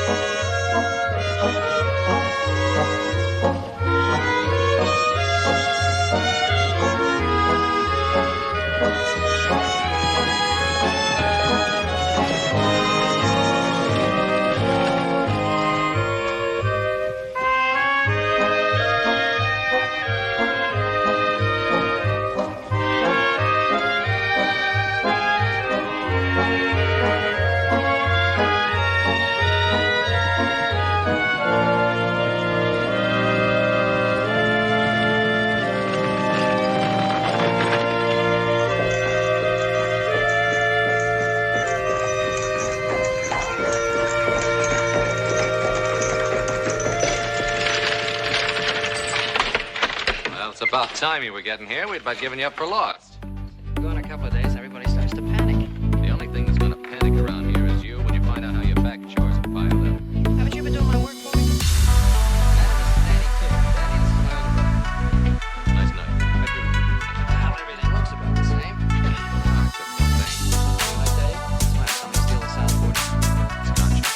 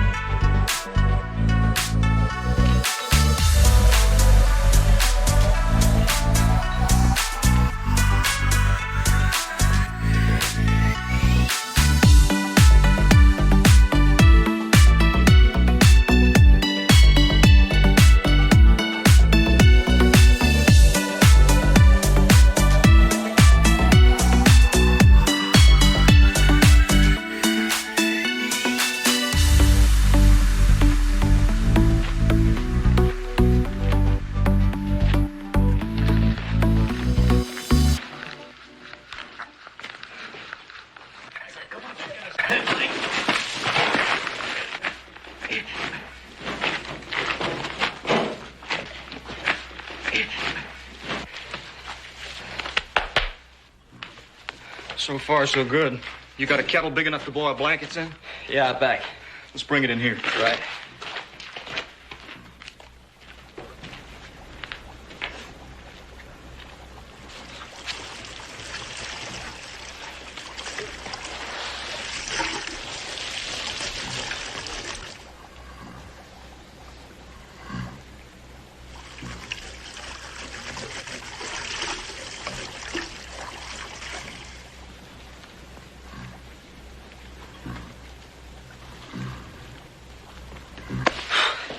How long do we keep this up? Till he gets well or dies.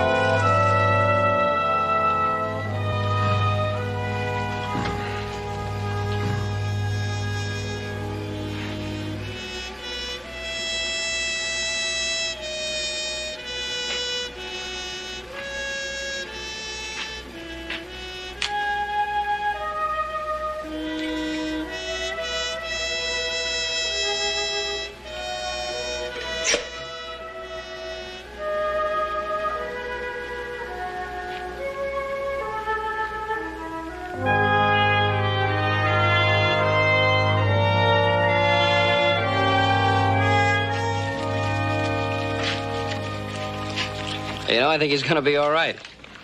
I know he's gonna be all right. Hey, mind if I ask you a question? Ask away. I've seen men work hard for something they want. I've never seen anybody work like you. Why is it so important? Those clothes you're wearing, they yours? These? Sure they are. That gun you got, it belong to you? Yeah.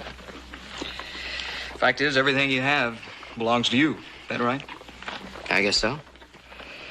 Well, the only thing I remember that belonged to me was this. I was 5 years old. After that, everything I got was hand-downs and cast-offs. It was given to me, but it was never mine. Nothing was ever mine again. Till now. Does that answer your question? Yeah, I guess it does.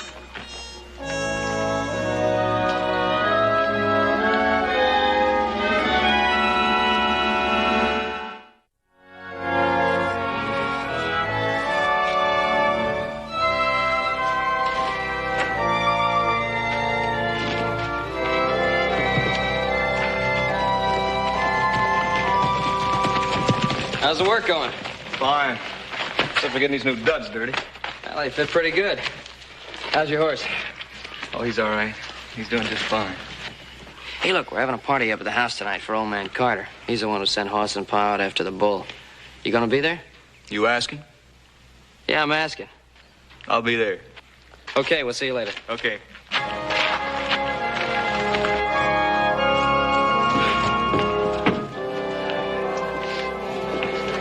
Come on, Teller, give a man a chance.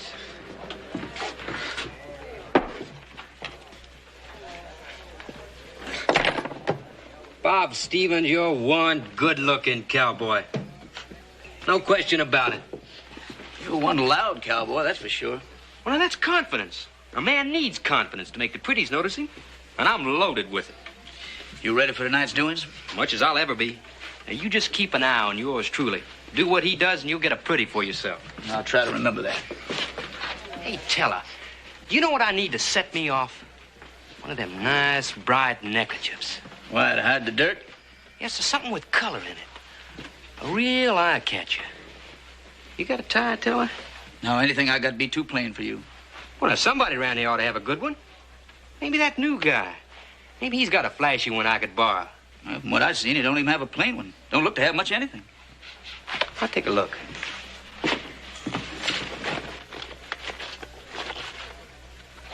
Well, look-a-here. Now, what's that? Looks like some kind of kid's toy or something, don't it? What do you know? Man his age playing with stuff like that. Put it down. I said put it down. All right. Don't be so touchy about it. I wasn't doing no harm. I was just looking for a neckerchief. You got a nice flashy one I could borrow? No. Not even a little old plain one? Well, you must have got some pretty poor wages at your last job. You know where I come from? Still, even in prison, you must have got something. I did. Yeah, what? An education. They taught me not to be a loudmouth. Now listen, Hardcase, you've been walking around with a chip on your shoulder ever since you got here. A fella that plays with dolls can't be so tough. Well, now let's see how they taught you to fight in that prison. I'm not going to fight you. What's the matter, you yeller?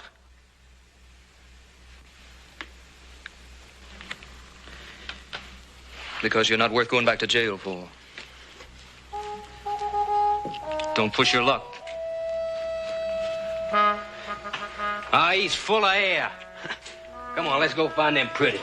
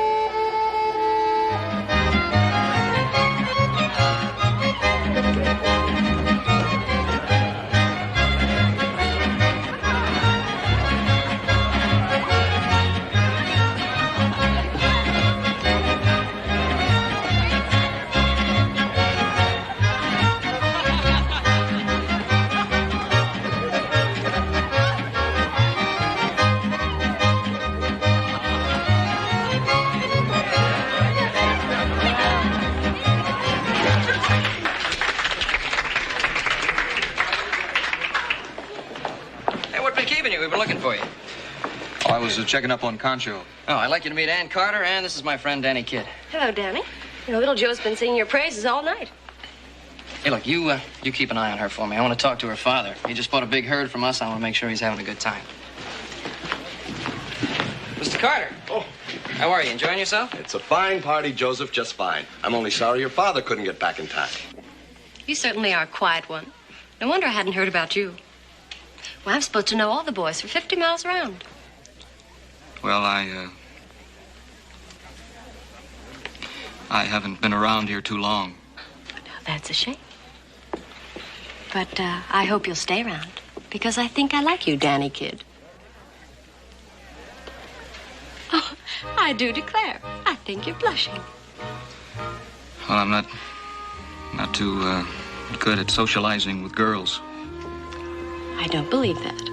But I'll tell you what we'll do. I'll teach you about socializing with girls. Miss Carter. We'll start with conversation later. Put your arm around me. What's that? Well, put your arm around me. For dancing, silly. Oh.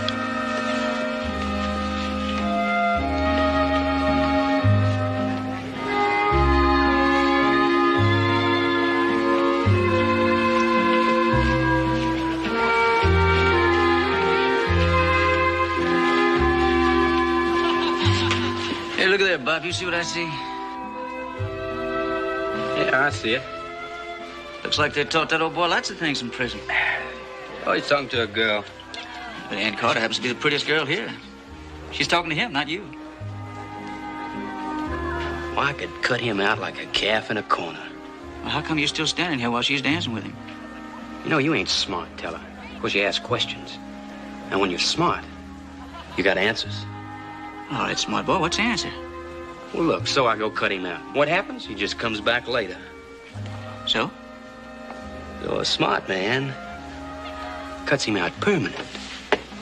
It's very nice to see old friends again, isn't it? It's something we should do more often. I think it was very nice of Ben to have this party for us. Excuse me, folks. Could I have a talk with you, Mr. Carter? Well, of course, Bob. Excuse me just a moment. What is it, son? Well, sir, if I were the father of a pretty girl like Ann, I'd be more careful with the type man she's seen with. Say what you have to say. What I'm saying is, he's an ex-convict.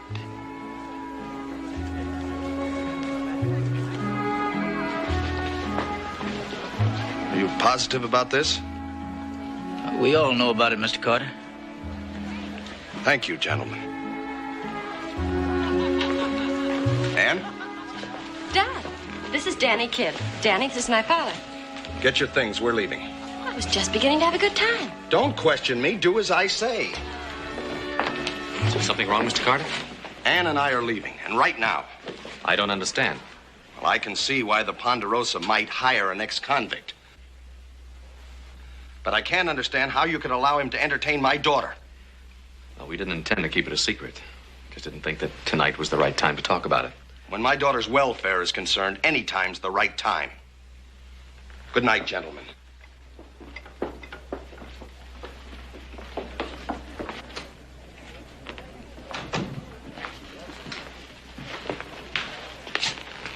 Mr. Carter gets hot too easy. He didn't mean it. We're sorry this happened. I'd like to find out who did it. I'm about to. Just a minute. Let us take care of this. Did one of you tell Mr. Carter about Danny? You fighting his battles for him? I fight my own battles. No, not here, not now. We've got guests in the house. Let's try to remember it. All right, now which one of you told Mr. Carter about Danny?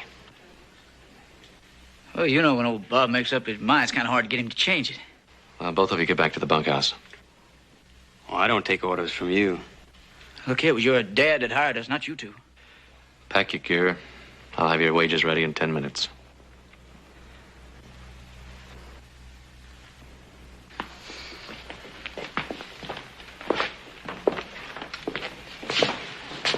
Might be we'll meet up sometime. Settle our differences.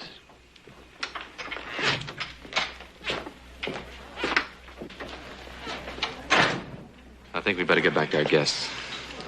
All right, come on, everybody. Let's dance. I'll get you some punch.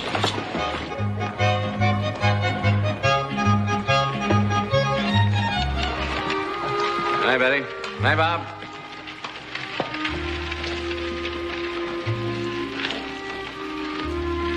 Oh, boy, am I glad that's over.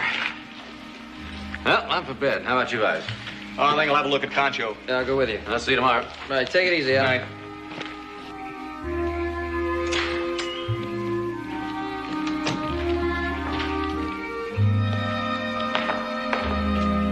Let's get a drink. Okay.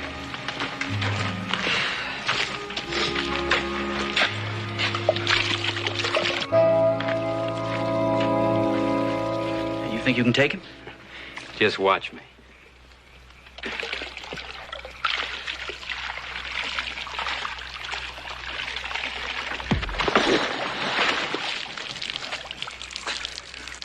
You want it real bad, don't you? That's what I'm here for, little friend. I figure I can handle you, too. Oh, well, you're gonna have to, tell her.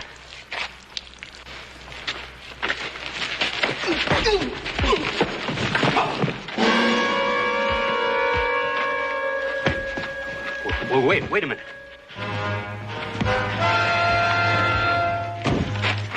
What's the matter with you? I'm not gonna fight you, friend. I'm gonna kill you.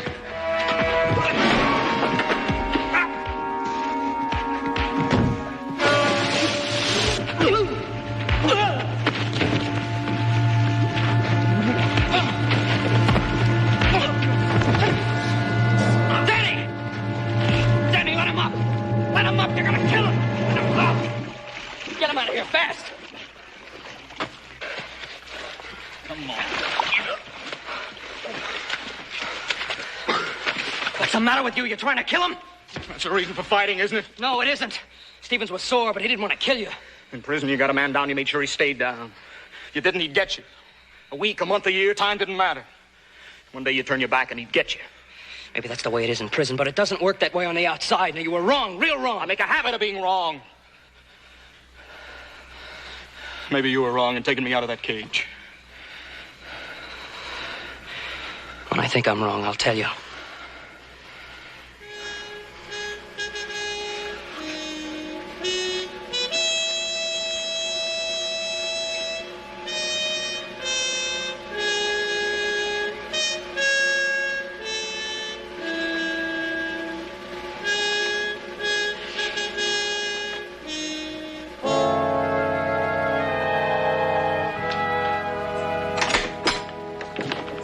Welcome home, Pa. Adam said you wanted to see me. Yes, I do.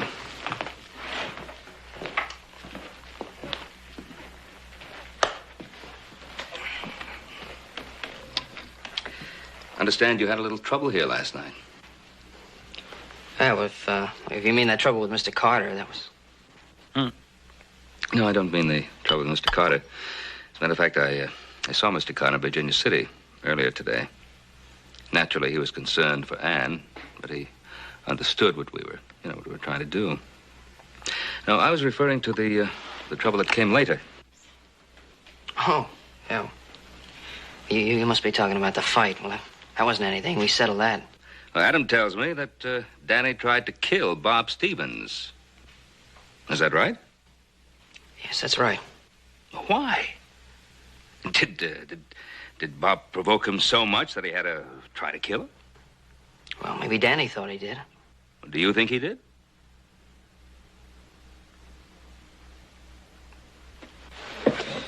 No. No, not enough to kill him.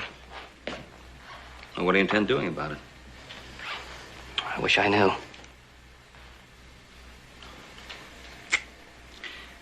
Joseph.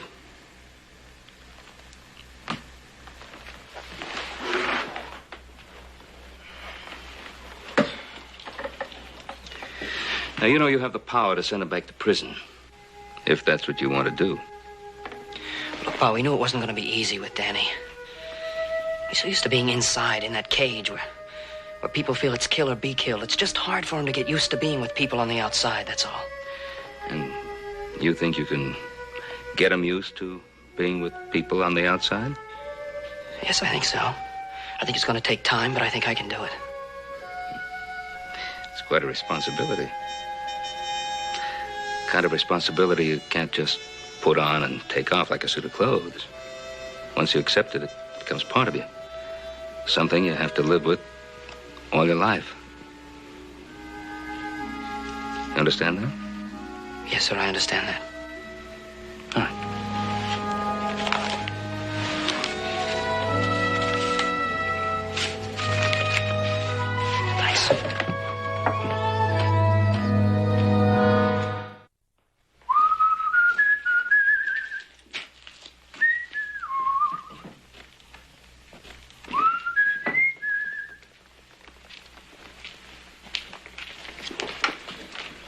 Don't look so fierce. I only wanted to surprise you. What is this, anyhow? Well, it's only something I carry around for luck. A doll. Seems to me a grown-up man should have grown-up things. Miss Carter, I don't think your dad's gonna like you being out here. My father. Papa's looking at that prize bull Mr. Cartwright brought back for him. That's all he's thinking about. What are you thinking about, Mr. Kidd?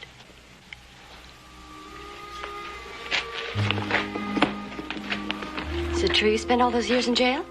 It's true. What was it like? If you got about 10 years, I'll give you a day-by-day account of it. No wonder you were so awkward and shy. I bet I was the first girl you were ever with. That's right. And I'll bet you've never held a girl in your arms or kissed her. No, Miss Carter. I've never kissed a girl. I think I'd like to be the first. Please, stay away from me. Never had to throw myself at a man before. I've always had to push them away. Don't tell me you're afraid, Mr. Kidd. No, I'm not afraid. I promise not to struggle. Too hard.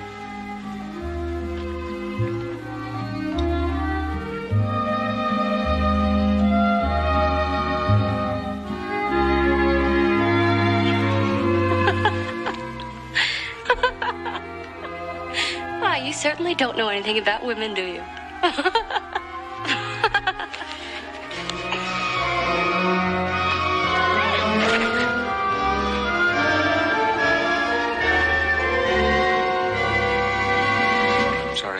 right to do that.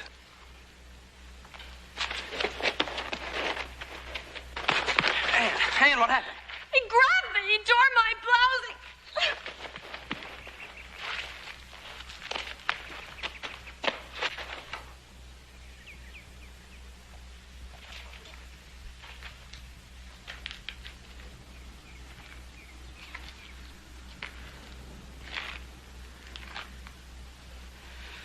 Why did you have to do it? Why did you have to prove everybody else is right and I'm wrong? You just wouldn't let me help you, would you? All right, I guess I am wrong. And now I'm going to take you back. Just like that, huh? Just like that.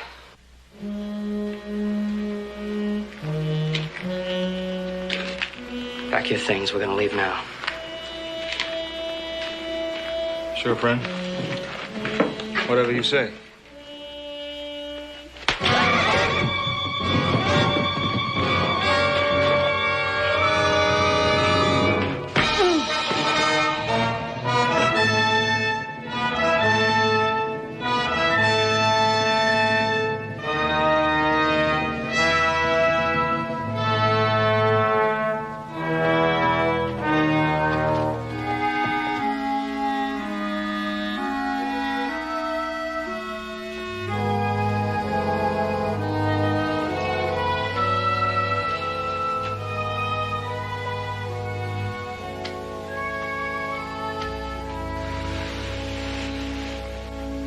Welcome back.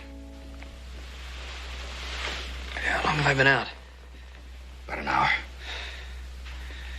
Hey, it's hard. Is he going? Yeah, he's gone. Ann came out to the pasture. She was pretty upset. Did she tell you what happened? Yeah. Said it was all her fault. She said it was her fault. She admitted she'd been teasing him pretty badly. Well, you know how she is. You're always set to go off half-cocked about hearing things out, ain't you, little brother? I should have known better. Too bad Danny isn't around to hear it. Yeah, we're gonna have to find him. There's no telling what he'll do now. Pa, let me go after him. He'll listen to me. Pa, you gotta let me go. I don't have to do anything. Now, from here on in, we're in this thing together. Is that understood? And we'll get an early start. He doesn't know this country too well, so it shouldn't be too hard to find him. Come on, let's get you to bed. Now just let me sit here for a while.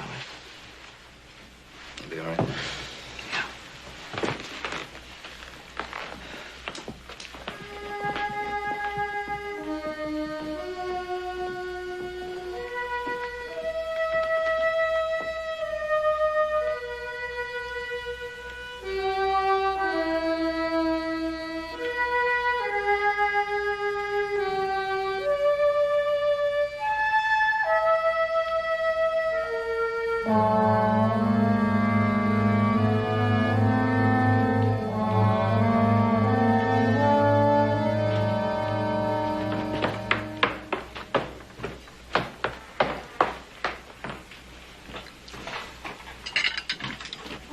What's for breakfast?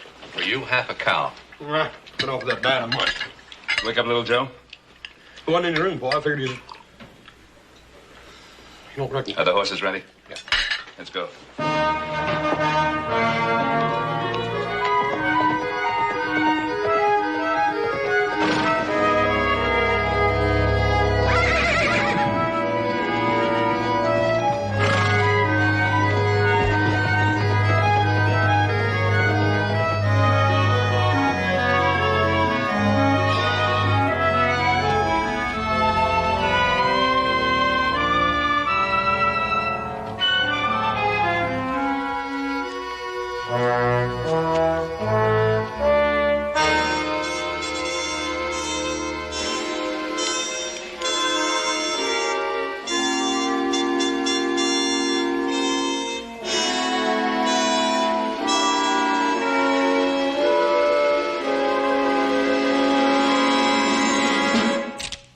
You'll never make it.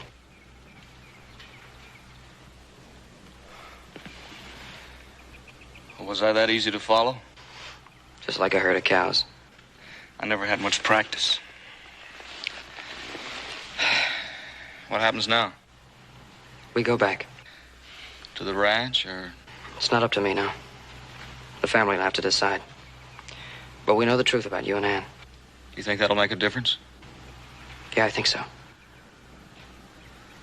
Well, let's go find out.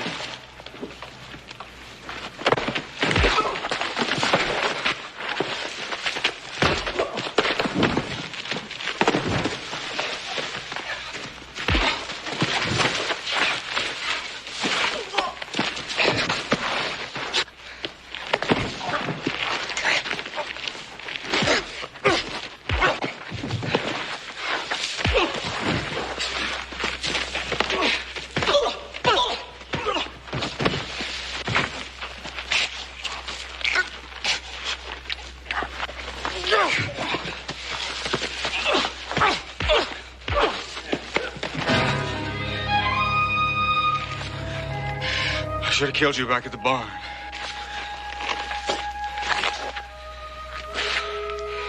Well, why didn't you? I let you live. I figured you'd let me live. But it didn't work out that way.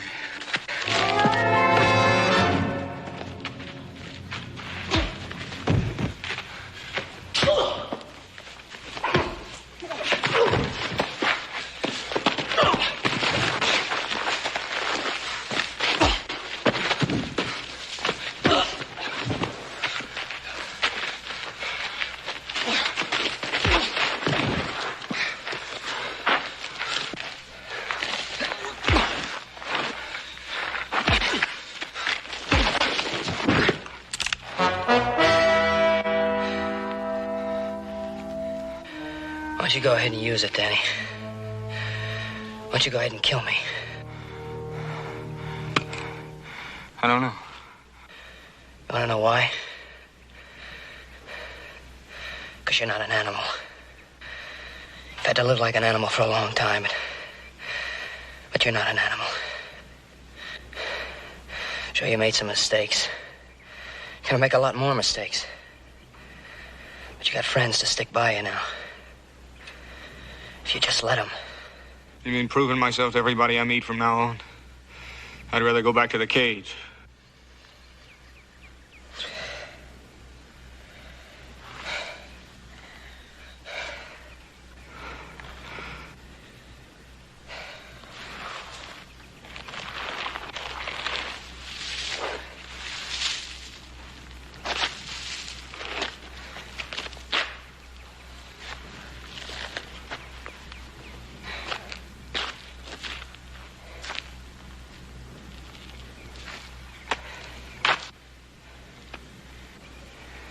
A man has to make his own decisions. If you don't think we'll treat you fair, keep right on going the way you were.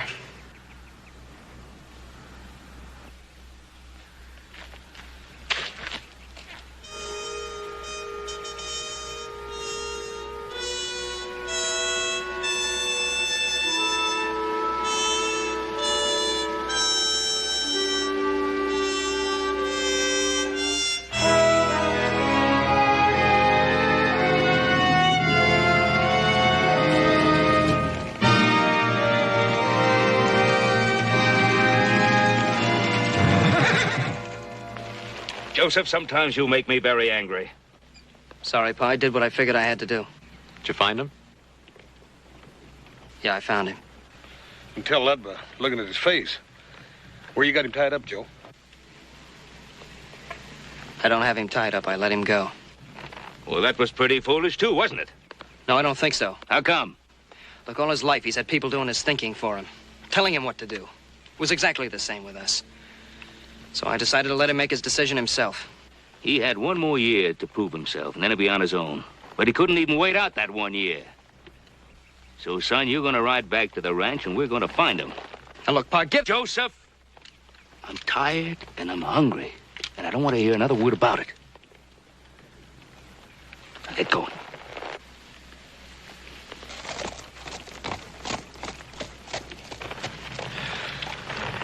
Hey, Paul. Look there. Hey, Joe, wait a minute.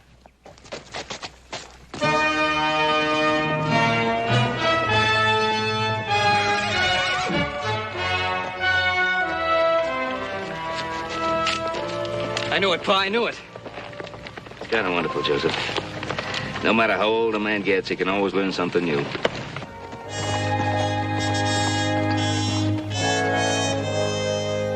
I offer no excuses, Mr. Cartwright, and I'll accept any decision you hand down. Well, Danny, I noticed when you left, your chores were only half done. Try to get them finished before supper.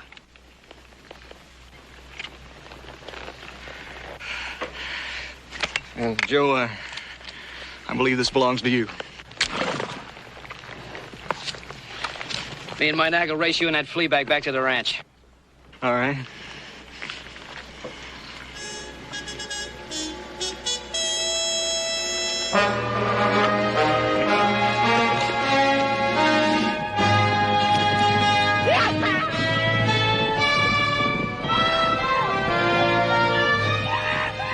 They got two very wealthy young men. What do you mean, Paul?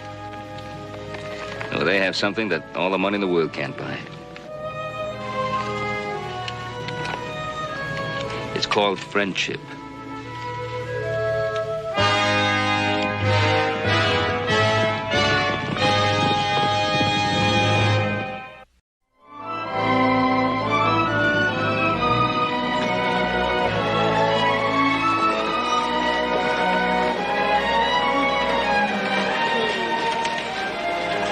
You managed to beat the stage in, Pa, but my back may never be the same. Whole half minute to spare. Hoss, glad to see you're still with us. Kind of lost you in that last cloud of dust. Paul, I know my neck will never be the same. That burn collar. There. And now don't forget, you're about to meet royalties. Well, she's not exactly royalty. Lady Chadwick's a countess. Yeah, that kind of worries me, boy. How do you talk to a countess? Just remember to mind your manners. Come on, Dad. Hey, here comes the stage. Yeah.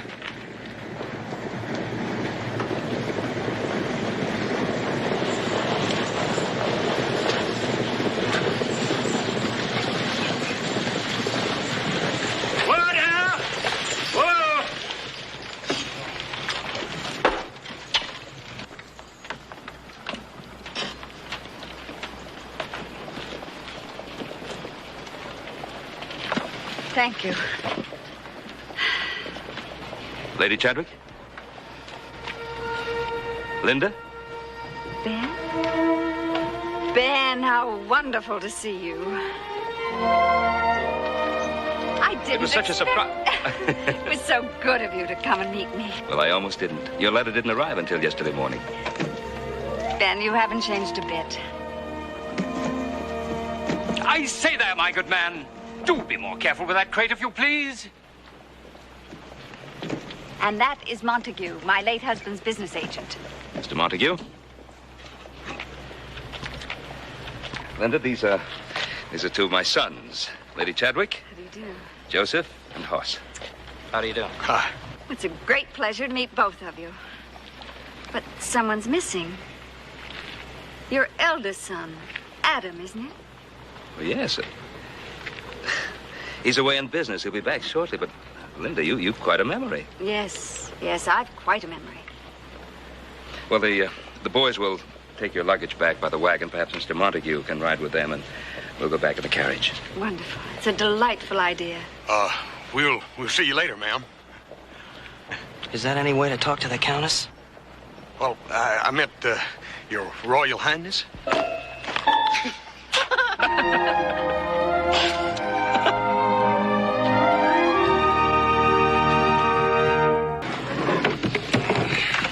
Here you go. Sam Burn, I never seen so much baggage.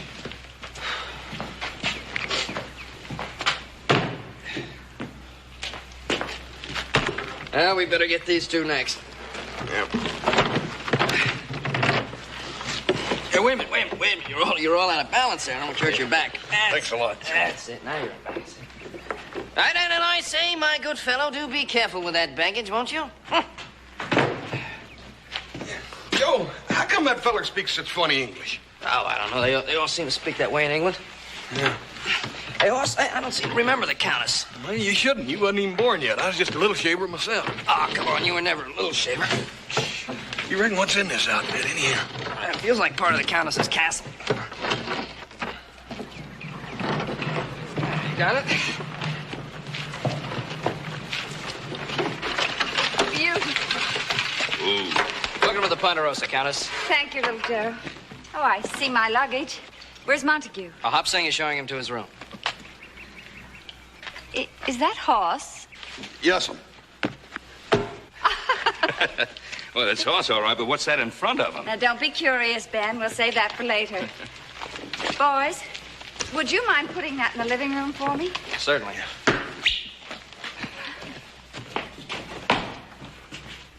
It's lovely here. Lovely. Shall we go in? I feel like I've come home.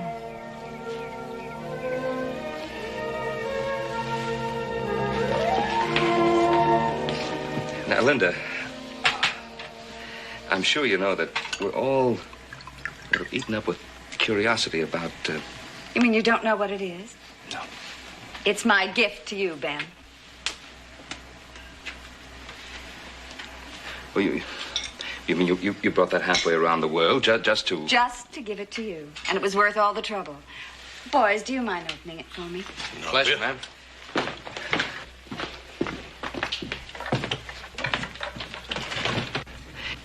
You know it wasn't necessary. Thank you. Ben, you used to do better than that. To all those endearing young charms. Remember? Yes, I remember. I do hope you like it.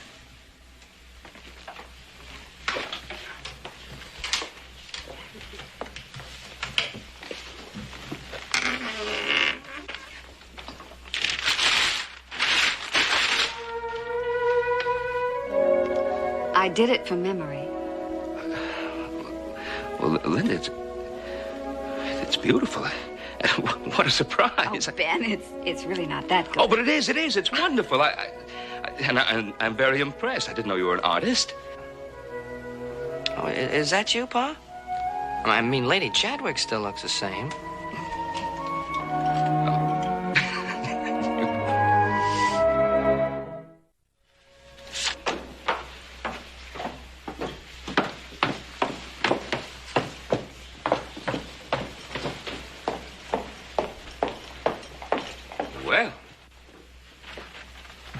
Well, don't we look ravishing today? Why, thank you, kind sir. Ben, you haven't forgotten. You promised to show me the beautiful lake. No, I have not forgotten. Hoss, would you mind hitching up the buckboard? Oh, yeah, Paul, right away.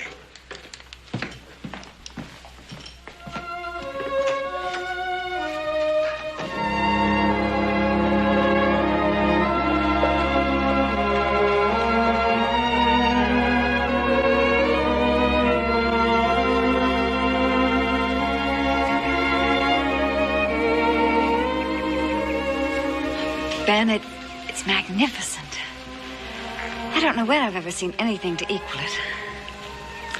Well, I suppose compared to what you knew in England, this is just so much wilderness. Perhaps, but magnificent wilderness. Let's sit down and enjoy it.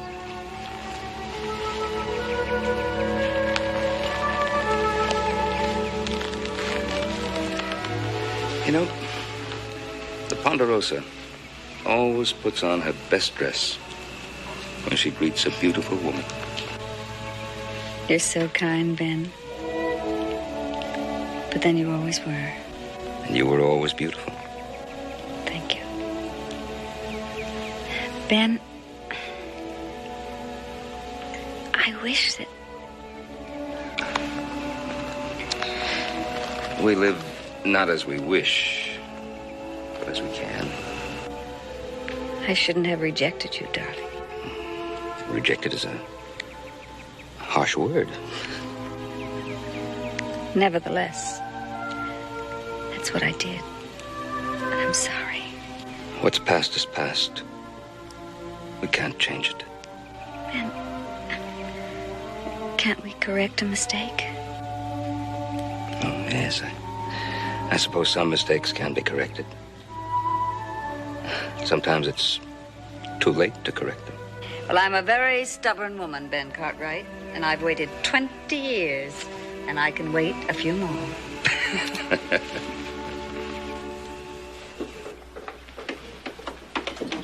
Here you are, Ben. Thank you.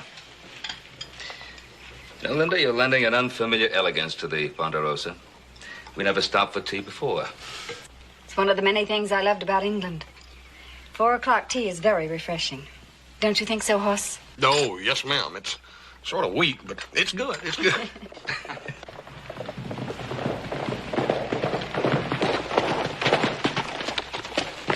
I see you a minute, Mr. Cartwright. Something's come up. I'll be right with you, Kelly. It's our mine foreman. Little business, excuse me.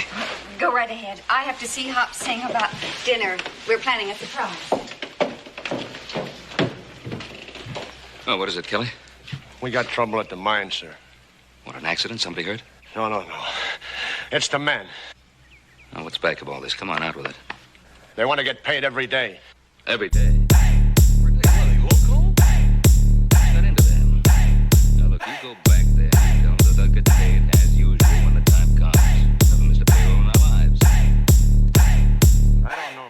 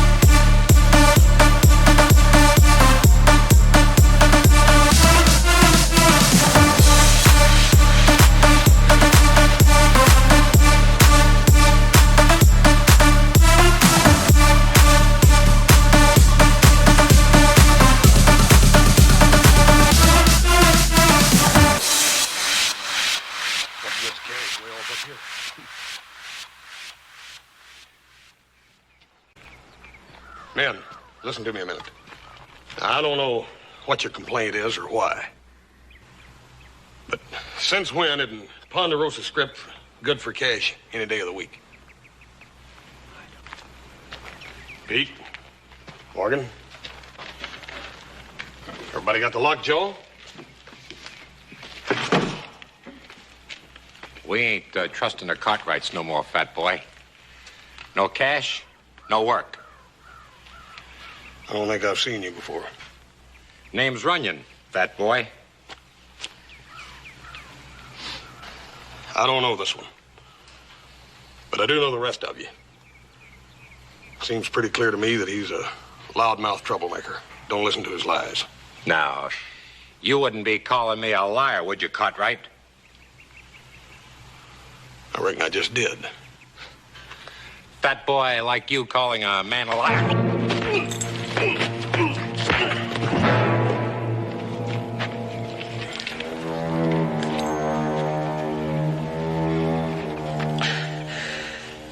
It's fellers like him that keep me from getting fat. Now, does any of you want to change your mind? You heard him. What about it? We all know Haas can fight, but can his old man pay off? You dead burn right he can. Now, when you go back to work, you'll get your cash.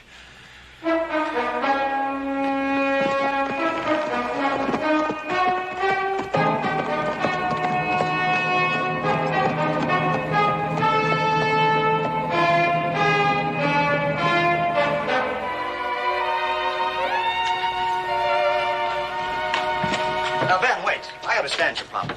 But I've got to tell you one more time. Money has never been as tight as it is right now. Now, I'd like to help you. But what you're asking is out of the question. Out of the question, after all the years we've been doing business. Especially now when I'm in such a desperate situation, John. I'm sorry. I told you how sorry I was. But my hands are tied. Your hands are tied. John, do you realize I've never been turned down for a loan before? And our cash reserve has never been called up before. Ben, I couldn't float $1 if I wanted to. Now, if you could hold on for 2 weeks. If I could hold on for a couple of weeks, do you think I'd be here begging for money?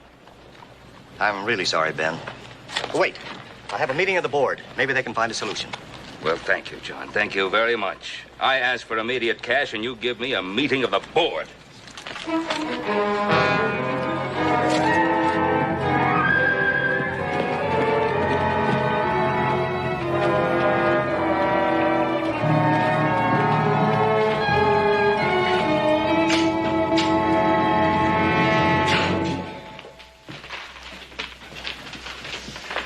Joseph, I've been waiting. Well, what's the situation? We had a long argument, and I tried to convince him. And you didn't succeed? No. I want the money every day when the work's done.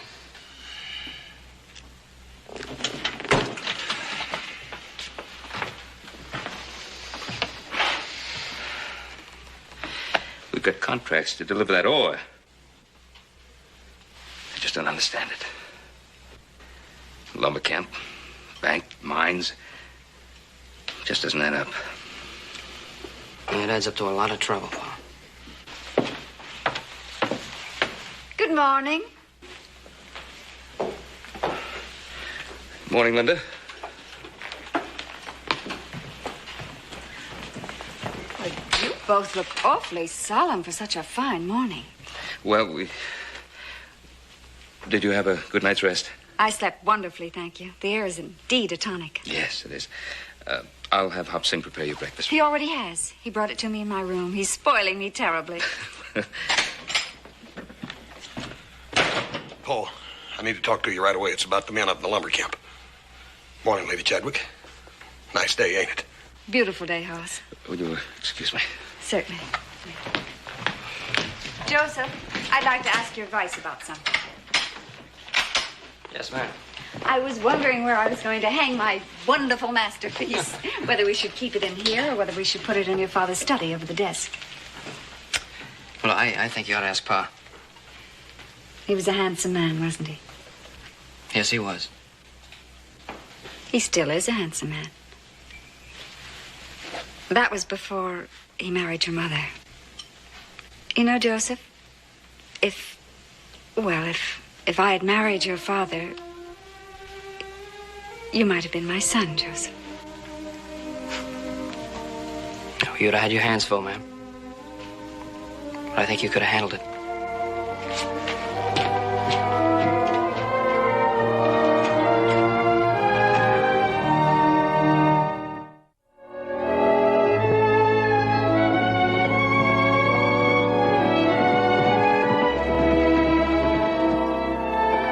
Hey, Pa! Boss!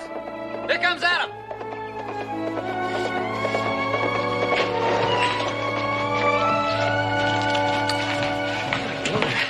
Hello, son. Good to see you home. Hi, brother. How goes it? It better be good. Well, what's wrong with everybody? You look like you just lost the Ponderosa. It's a joke. It's not funny. Well, what's he mean, Pa? Well, how do things go in San Francisco? Everything went fine. I got the boat to carry the lumber. We set the rates, and they're waiting for the first shipment. Well, I'm afraid we can't deliver. Well, what do you mean we can't deliver? We've got to deliver. I've already chartered a ship. Let's go inside. Ooh.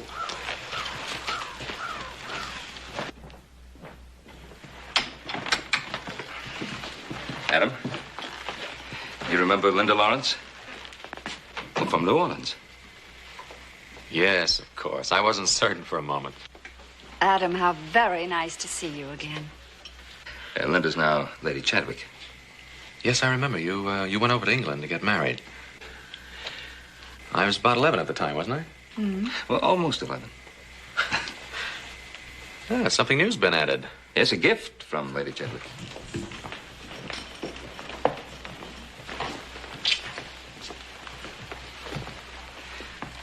Linda did that herself. She's quite an artist, don't you think? Yes, quite an artist. You have a moment, my lady? Oh, Montague, would you come down, please? This is my eldest son, Adam.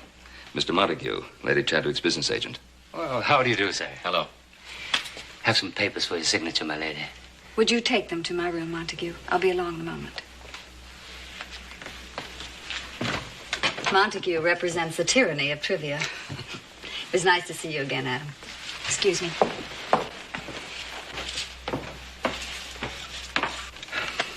Let's go.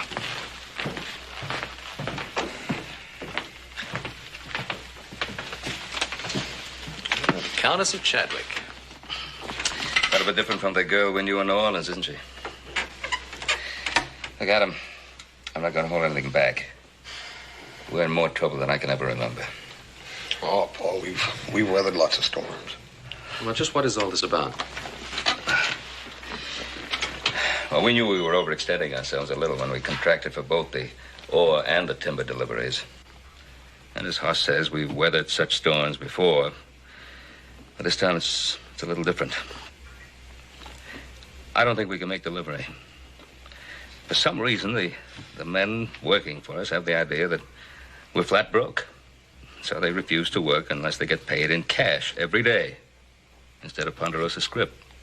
Well, the bank has no cash reserves to loan us, so stalemate.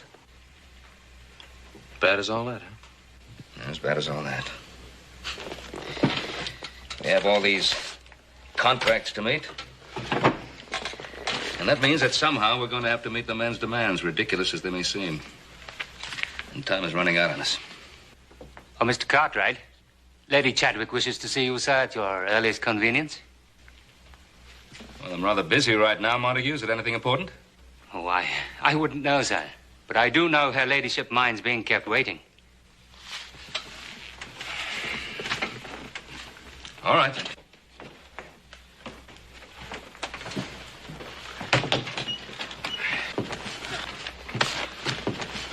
Well, let's go over these contracts again. Maybe there's still a way out. Yeah, I don't know, Adam. I ain't never seen Paul this worried. Have you, Joe? No. I ain't never had a better reason.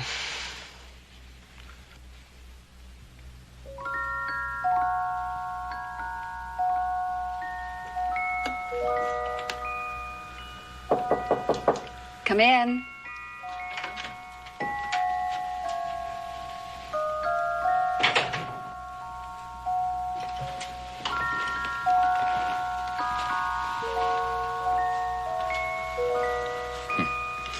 It's been so many years, I'd forgotten about this.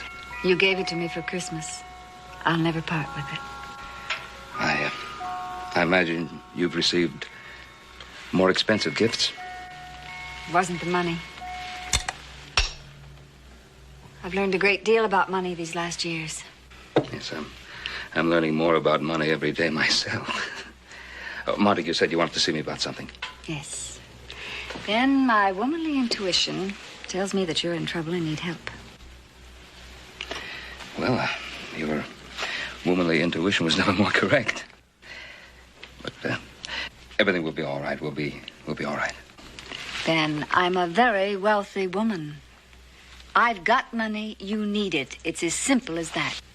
Well, Linda, that's very, very generous of you and very kind and thoughtful, but You thoughtful make and very me the happiest woman in the world. It's very generous of you. I insist, Ben. Linda, thank you. But we've always been able to manage on the Ponderosa, and I'm sure we will now. Thank you. Very well.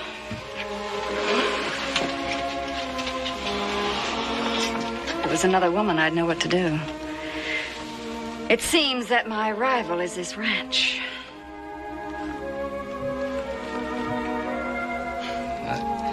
I never quite thought of it that way, but perhaps you're right.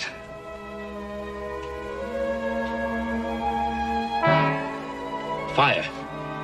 Fire. The temper's on fire. Boys! Horse, Adam! Northwest section of fire!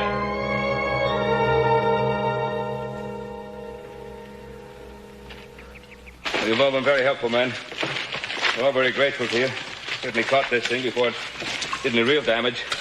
It'll be a bonus for all of you. Slim, you got any notion how this fire started? Runyon's been missing several hours. I hate to accuse the man, but he was seen before we saw the smoke. Now he's gone. Well, he better gone a long way. Can I... Is there any word about the pay? They'll be paid when they're supposed to be. I'm afraid I can't get him back to work without something more than that. Slim, can you just keep them going until we can work something out? Well, they might stick around, but they're not going to work. Not till you pay them. Oh, we'll find a way somehow. They're good, man. It's just Runyon. You know, he's got them convinced you're broke. We'll just have to unconvince him. Come on, boys, let's ride. Sure would like to get my hands on that Runyon. Adam, go to town and see the sheriff. Maybe you can pick up Runyon's trail. He should have some interesting information. On my way.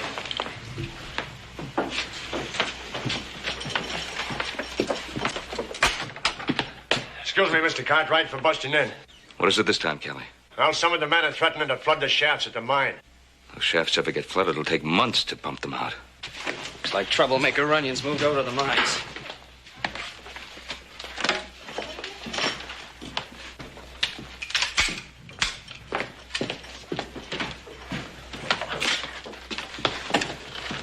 Let's go, Kelly.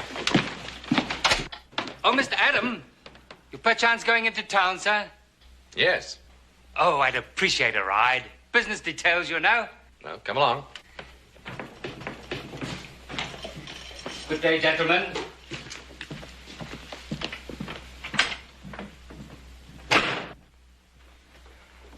Ben, are you going to take me for the ride you promised me? Oh, yes, I did, didn't I? Well, Linda, House and I have been discussing some problems, and would you mind terribly if we postpone... I am disappointed, but perhaps we can do it some other time. Of course. Oh, Paul, why don't you go on? You need a little fresh air anyhow. Ain't nothing we can do around here till little Joe and Adam get back. I know. Ben, the ride will do you good. Come on.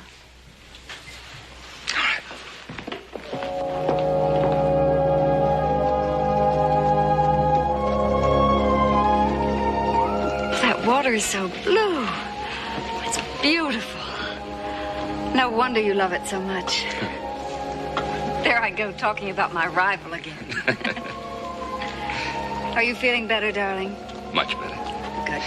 Well, I shouldn't give the lake or the Ponderosa all the credit for that. I think the company had something to do with it. Flatterer. But then you always were. Still the same Ben Cartwright I fell in love with in New Orleans. Now, Linda, that's all in the past.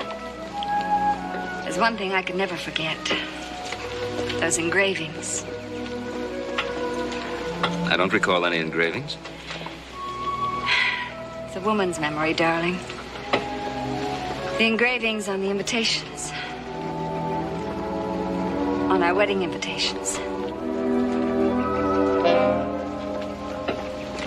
What is it? Some strange men. Better get over there and see what they're up to.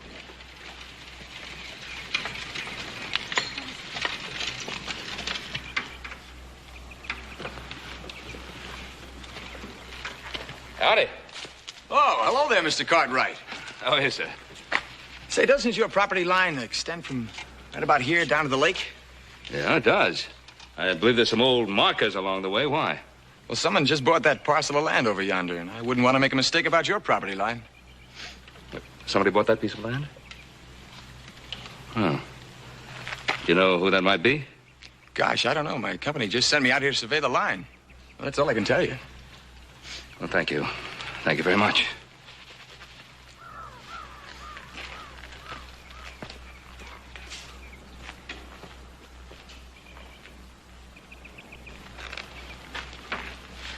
It's a beautiful piece of land, Ben. I'm surprised you never bought it yourself. So am I, Linda. So am I.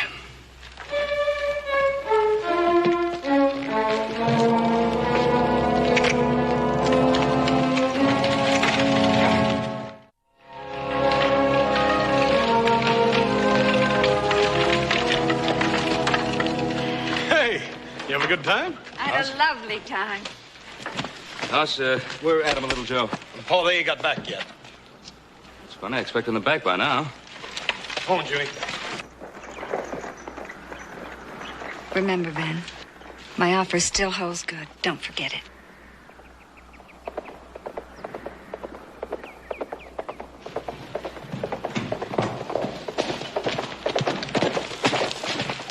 Joseph, what happened? Oh, we stopped them from flooding the shaft, but the men quit. All of them? Yeah, all but a skeleton crew. They can't do that. I can't understand it, but I don't know what it all means.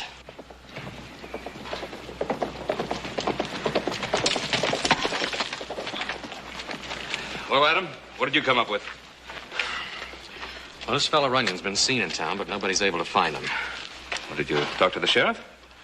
Yeah. But I don't think Runyon's our main problem. What does that mean? Pa, they're working awfully close to home. We might as well face it. Might as well face what? When did it all start? Now think back. When did it all really begin to happen? I think Adam's got something, Pa. Well, you've got something on your mind. Out with it. We know there are problems to running a ranch the size of the Ponderosa. But all of these things happening one right after the other, it has to be part of a well-organized plan. Yeah, well, that thought sort of crossed my mind, too. But whose? I can think of somebody. The Countess. Don't be stupid. Pa, it has to be. She wasn't here for more than a week when we had that trouble with the timber crew. Then we had to shut down the mine, and then the fire. She has to be the one behind this operation. It's ridiculous. Even if it turns out to be the truth. Paul, they could be right. Let's just stop all these insinuations. Oh, we know how you Be feel. quiet.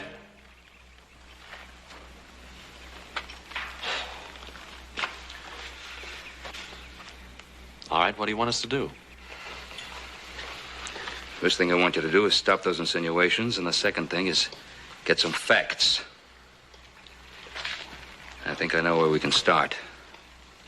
You find out who bought that piece of land right next to the Ponderosa. Somebody bought some land nearby here? Yeah, right in the southwest line. Saw the surveying crew, and I was out riding with Linda. Well, land titles must be filed in the land office. Someone's name must be on those papers. All right, let's get to the land office then. Well, I'll attend to that. Unless you ride into town with me, you can have another look for Runyon. And boys, before we jump at any conclusions, let's get some solid facts. So mind your manners with Lady Chadwick.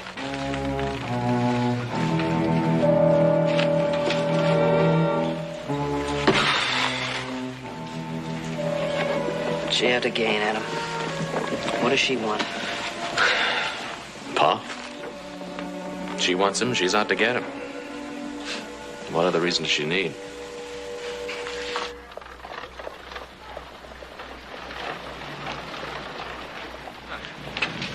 Mike, What can I do for you, Hoss? You want to send a telegram? No, thank you, Mike. Mike, I'm looking for a big feller named Runyon, a great big noisy guy. He's about 6'6" or 6'7", weighs about 265, 270. Oh, it's a fellow about your size, eh? Yeah, a little bit taller. Was he dressed rough and cock boots and all? Yeah. Well, he must be a friend of that Englishman's been visiting with you all. Montague? Him and Montague know each other? Well, I don't know. The English fellow was just in there sending off telegrams to banks in San Francisco and New York. Then Runyon came in and they left quick like. Where'd they go? Well, across the street. Where across the street? Well, the old livery stable, the one that Hank Purdy quit running last month. They left just a minute ago. Thank you, Mike.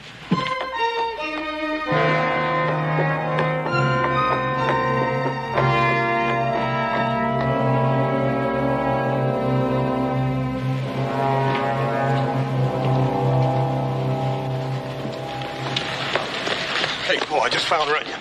Hoss, the boys were right. You know, that property that was sold next to ours? Name on the land title? Montague's. Linda's behind the whole thing. She's been using Montague as a front. Paul, Montague and Runyon are right now in the stable. Right there. Come on. Come on.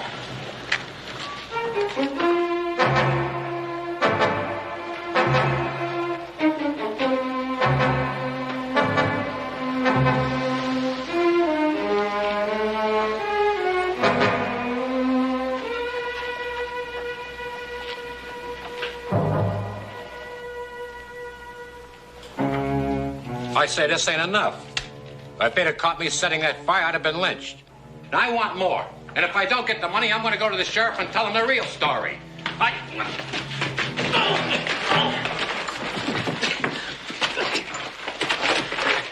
Remember me, fat boy? Hoss. Take him to the sheriff.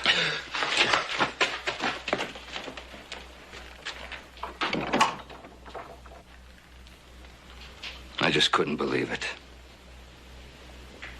And then I saw your signature on that deed in the land office. Ah, yes. I knew that purchase was a mistake. Have to sign the thing, you know. British Land Corporation. Belongs to Lady Chadwick, doesn't it? That is none of your business, Mr. Cartwright, if you'll pardon my bluntness. Anything that affects the Ponderosa is my business. Shall we go to the sheriff's office? Oh, no. Afraid I can't accommodate you there, old man. That's not in our plans at all. Montague, I could drop you where you stand. But I won't.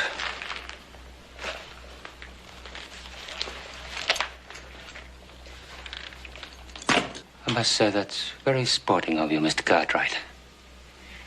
You know, quite a few things have surprised me in this new country of yours. I accept your challenge. It's only fair to warn you, though. I still hold the advantage. You are older than I. Well, don't let that deter you.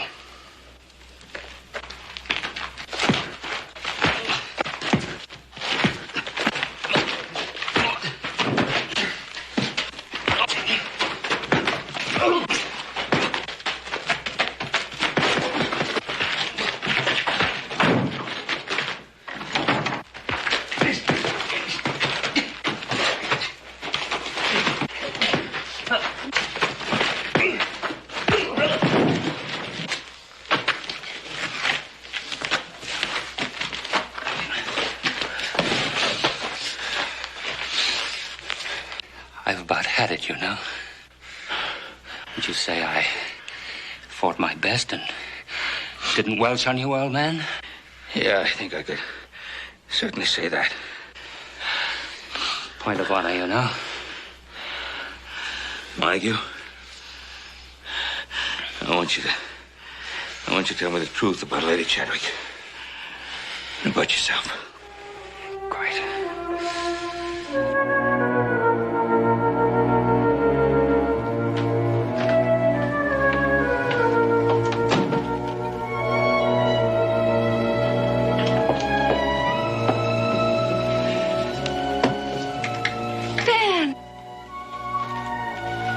You've finished dressing at last. Oh, Ben, I'm so happy that you've decided to accept my offer of help. Well, I merely said we'd talk about it, Linda. Oh, just you wait. I wonder where Montague is with the papers. Well, he'll be here. It was so nice of you to invite him for dinner. As you said, he knows more about your business affairs than you do. Oh, Ben, it's all going to be so wonderful here at the Ponderosa. With you and the boys, just all together. The Ponderosa is just the beginning, Ben. Oh, I've never been so happy in all my life. Oh, we've been waiting for you. And what a handsome lot you are. Well, gentlemen, I propose a toast to our lovely guest.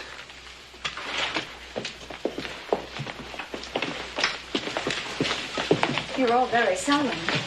I wonder where Montague is. Well, he'll be here. Hoss, would you help me? Yes, sir. To a beautiful guest who's brought color and life to a lonely bachelor's establishment. No longer lonely, darling. And what's more, has brought us intriguing memories of the past.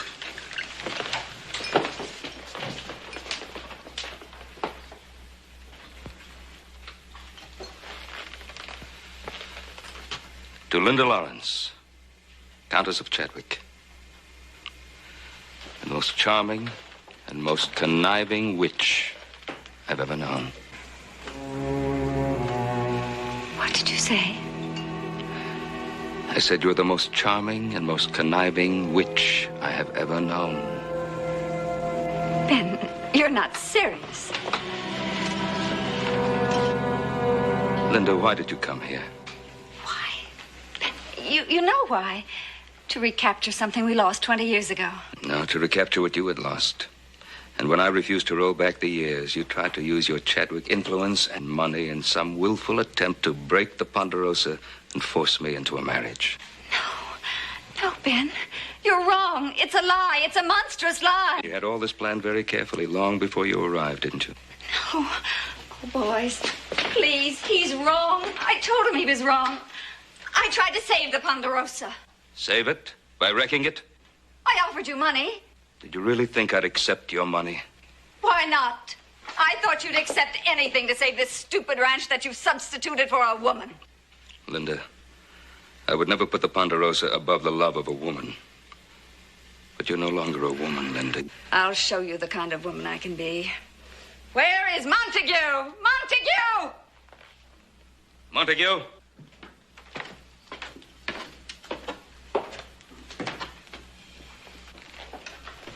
You knew he was there all the time. Montague, come down here at once. I said come down here at once. It's no good, my lady. Montague's right. It's no good. You may be able to buy out the cash reserves of a small bank, Countess. But you cannot buy out my friends. I can buy anything, anybody. You cannot buy everybody. This afternoon, the stockholders of the bank voted me all the money I need from their own personal accounts. Money. I'll show you what money can do. Montague, carry out my orders. Wire the shippers in San Francisco. It's no use, my lady. I had to tell them the truth. Your plans are finished. I'll do it myself. I'll break you if it's the last thing I do. Linda, stop it. Must you destroy everything you can't have, everything you can't possess? You destroy your own happiness. Happiness? What do you know about happiness? You clodhopper, you farmer! My lady, you demean yourself.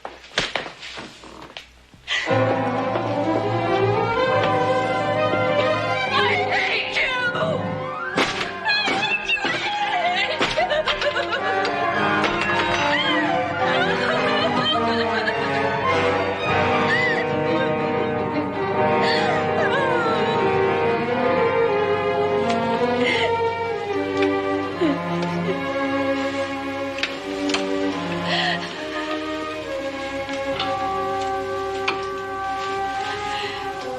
Pack our things.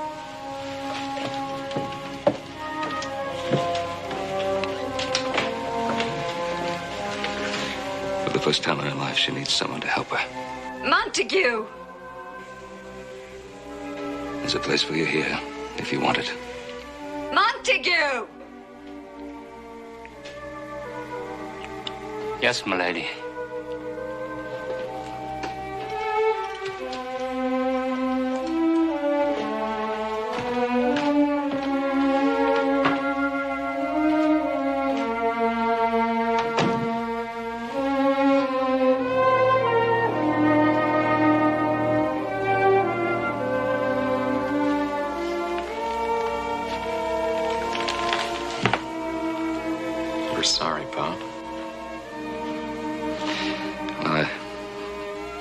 guess we've learned something. And almost losing all this, maybe we can appreciate it more. Why don't we all go outside and try some of that good, clean Western air Montague was talking about?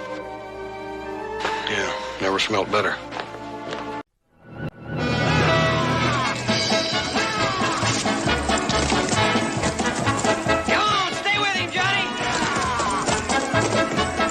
Sits a horse like he was born there. Maybe so, but I got 4 bits says they don't ride him to a standstill. All right, you're on.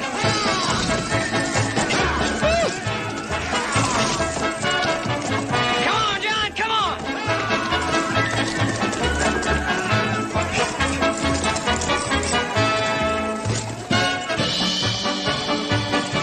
Like I said, brother, it's always a pleasure to take your money. Yeah, it's worth it for a ride like that.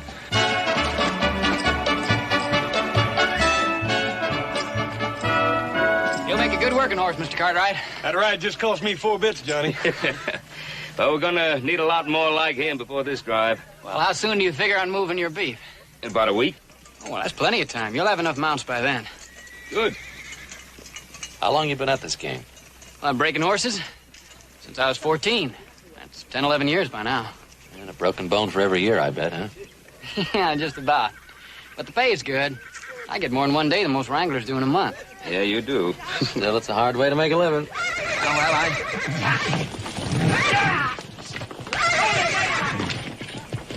I better start earning it right now. Johnny, you've had a hard day. Why don't you pack it in? Start with him tomorrow. Well, the fella's got him all set. I'll let him be the last one. Well, he's big and he's mean. Johnny, if he's tough to handle, you leave him best way you know how. Now, Mr. Cartwright, there's 2 things I can handle. Horses and women. In that order, of course.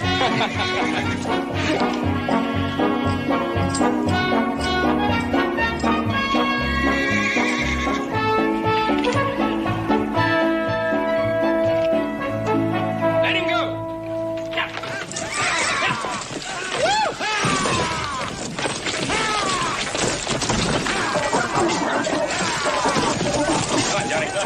Hey, that's a big old star horse. Stick with him, Johnny. Come on, Johnny. Stay with him, boy! Hey!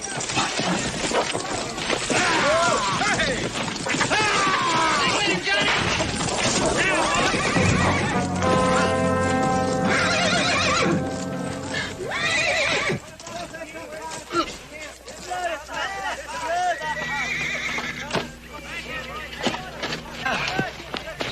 John, what's wrong? Oh, my legs.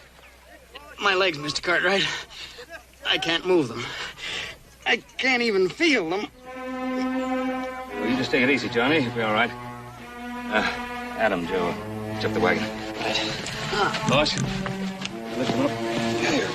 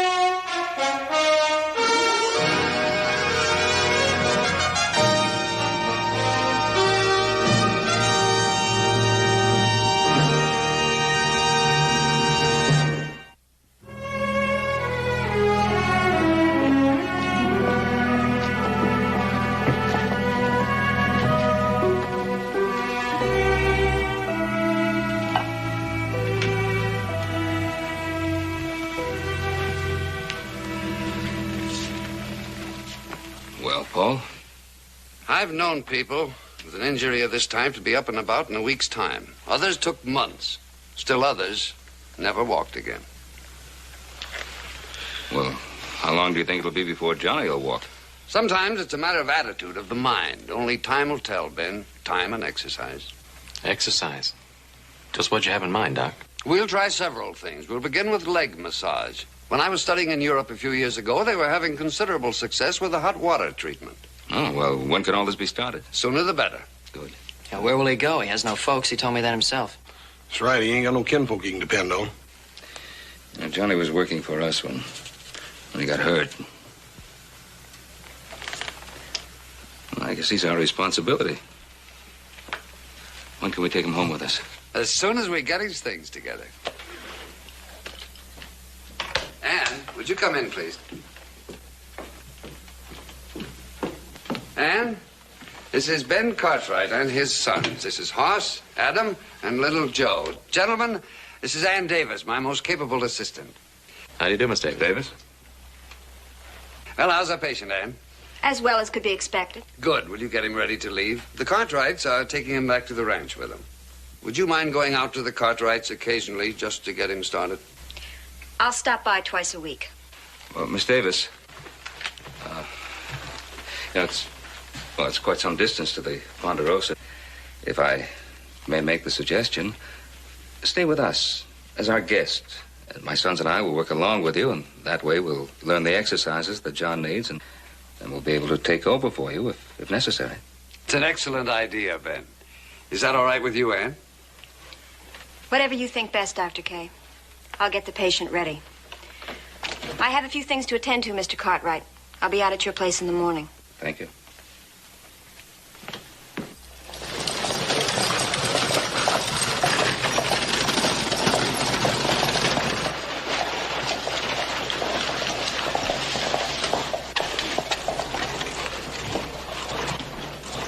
How are you, Mr. Cartwright?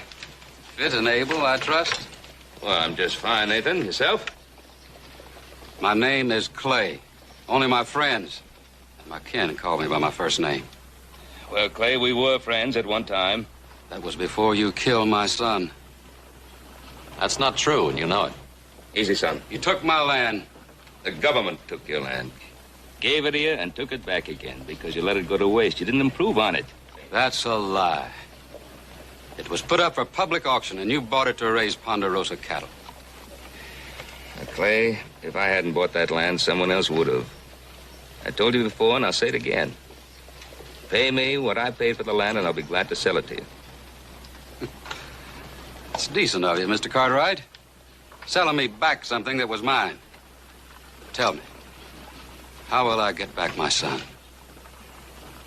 My pa had nothing to do with that. Jody got himself killed. He was trying to get money so we could get our land back. You don't do it by trying to rob a bank with a shotgun. Was that your son that tried to rob the bank in Placerville? That was him. And he was just a boy like you. Well, I was there when it happened. The sheriff caught him. Told him to drop the shotgun. He tried to fight it out. It was a stupid thing to do. He didn't have to die. Won't you two boys just step back? Gunner, Gordy.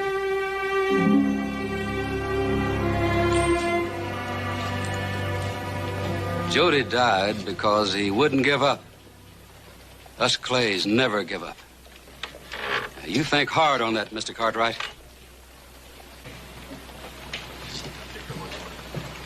Awesome.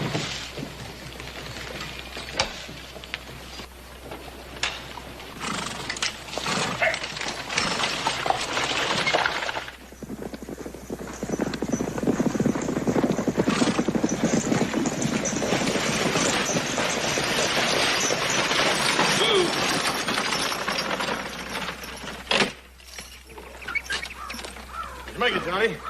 Fine. Oh, he'll make up fine. Good. He was good. Easy with the chair. Yes, sir. We'd be in a heck of a shape if you had to back me around like this. I'd never make it. Set him down easy. Yeah. Well, let's roll.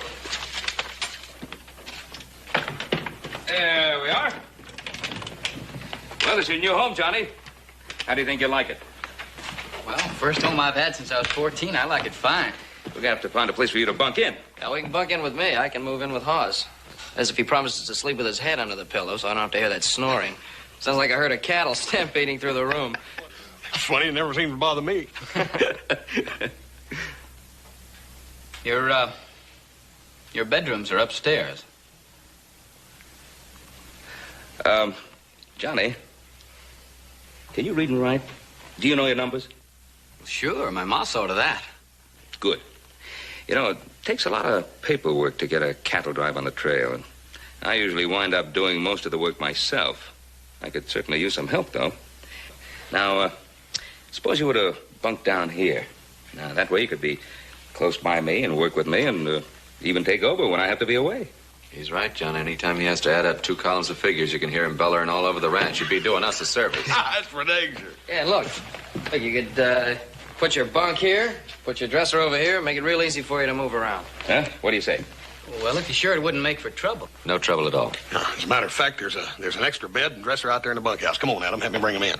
I'll get you some clean linen. Well, I'll be set up in no time, and when Miss Davis gets here, we'll start on those exercises. Well, I guess that's all settled then, huh? Thank you, Mr. Cartwright, for everything.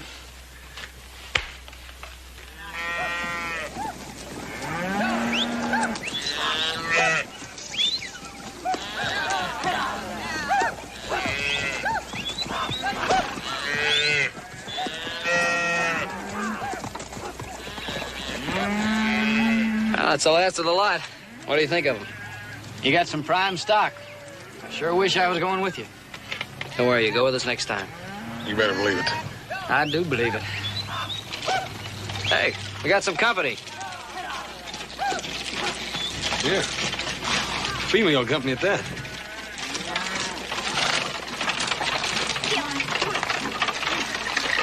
Howdy, Mr. Davis.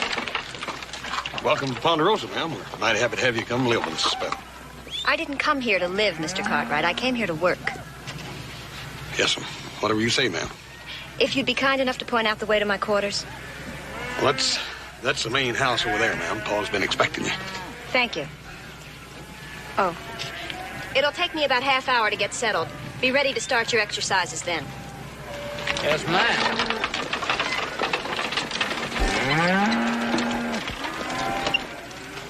She's not getting any friendlier, is she? Well, just wait till she gets to know me.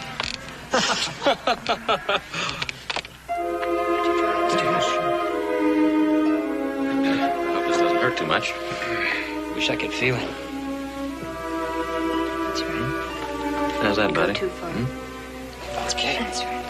Very slow. There we go. And let him back slowly. Oh, wait. Take it easy, John. There we are. That's right. Let's try it once more. Yeah, you're doing real good, Johnny. Water's hot. There. Feels good. Yeah. Now try to move one of your legs like Miss Davis wants you to. Hey, that's great. I think I saw one of them move. Try it again. You mean you think you saw one of them move? Huh? Hey, Hoss. Watch the left leg. I'm gonna try it now. Watch the shin right there. See? Yeah. Johnny. Hoss. Ah, come on, Hoss. Is this part of the exercise? Well, I'm sorry, teacher. I was a bad boy. I'll stay after school. You may think this is all a big joke, Mr. Lightly, but I can assure you it's a very serious matter. No one's more aware of that than myself, Miss Davis.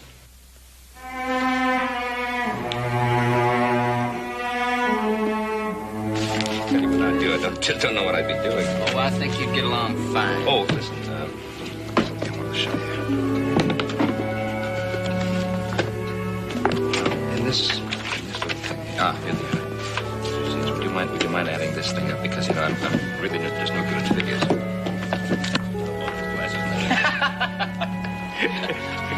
Thank you. Thank you.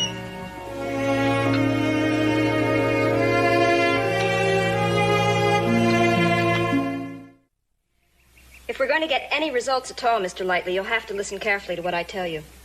Yes, ma'am.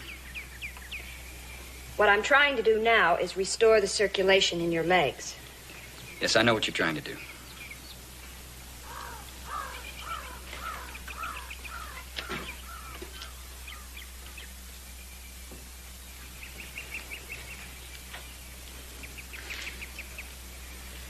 Do you have any feeling yet? No.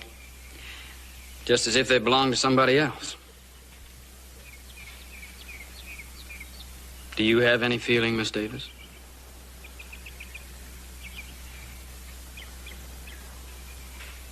Now, why do you dislike me? I don't dislike you. Well, I'd say you're making a pretty good attempt at it. Maybe you just don't like men, huh? Not men, Mr. Lightly. Your kind of men. My kind? What do you mean? Do you know what you represent to me? A shiftless no good. Everything I've seen and heard about you bears it out. You like to break your women the way you break horses. But this time you were broken, and I can't find it within myself to feel sorry for you.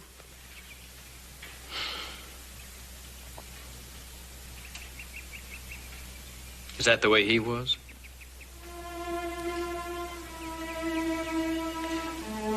What?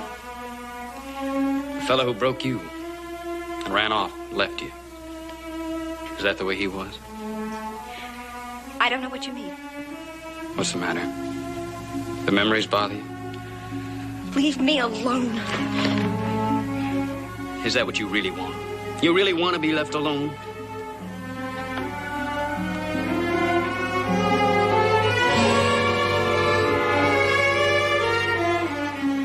Why do you pull away?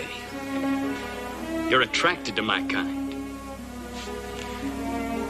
And besides, Miss Davis, I can't run off and leave you.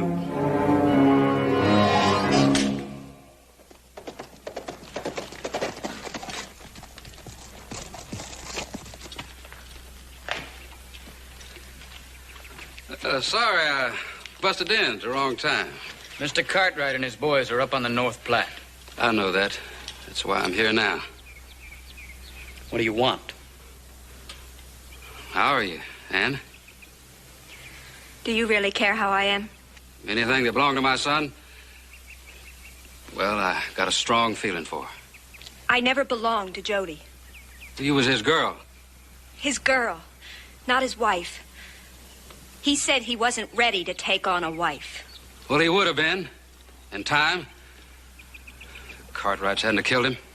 Did the Cartwrights kill him? Or did he kill himself? Or did you kill him?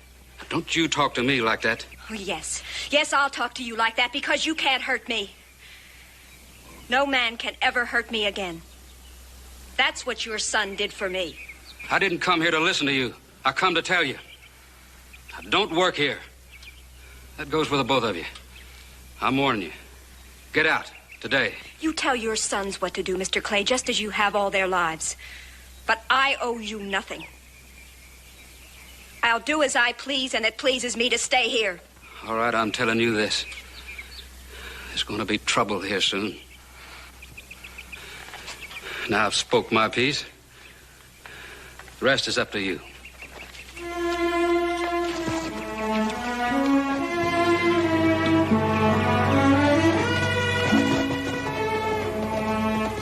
So it was his son. It was his son. Well, I don't think he's a good rule to judge all men by. I'm sorry. But he's the only rule I have to go by.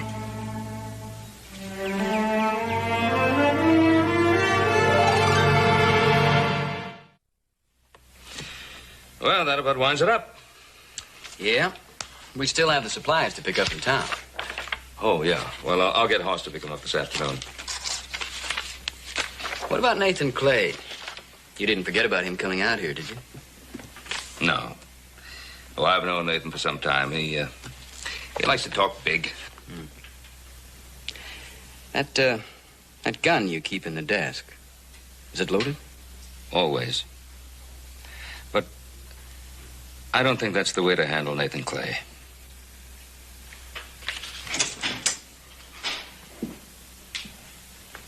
Huh? That list of buyers we're supposed to see when we get to Grant City. You got it ready? I knew there was something I'd forgotten. Wait a minute, Adam. Here it is. I made it out yesterday. You got the names there and the allotment of beef each one gets. No, thanks, Johnny. I'll have the men start the tally count. We'll see you at supper. Well, you certainly saved me a big day's work. Johnny, you've been a big help to us. But what do you think you and the boys have been to me? If it hadn't been for all of you, I'd have packed it in long ago. Ah, you're not that kind. You're a fighter. Yeah. How long do I have to fight? Give yourself time, son. Time. You can't fight time, Mr. Cartwright. You just have to live with it. Yeah. Oh, say, forgot to tell you. Dr. K's coming over for supper tonight. He'll probably, look you over. He may have some good news for you. I hope so. Johnny, you've been working pretty hard lately. I think you need a breather. Why don't you ride into town with Horst this afternoon? Change of scenery will do you good. Well, yeah, it might help. As soon as I finish up here, I'll get ready.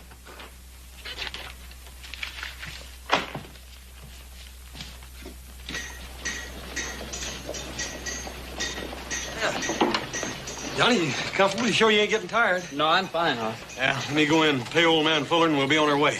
Maybe I can talk you into a long, tall, cool drink, huh? Okay, you talk me into it. That burn beats me, that persuasive power I got. Except when it comes to talking Paul out of chores.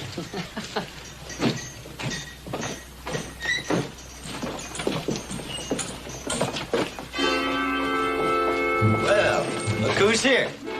It ain't the little man who enjoyed seeing Jody die. I only said he didn't have to die. He brought it on himself. We don't see it that way. Well, you can see it any way you like. I don't want any trouble from you. Want it or not, boy, you bought it when you lied about Jody. You want it? Yeah, he's mine. Get down off that wagon, boy. Looks like he talks big and acts small, don't it? Maybe this will change his mind.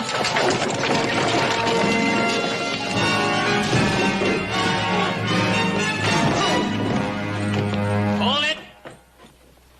You boys can't make it. Why don't you move on?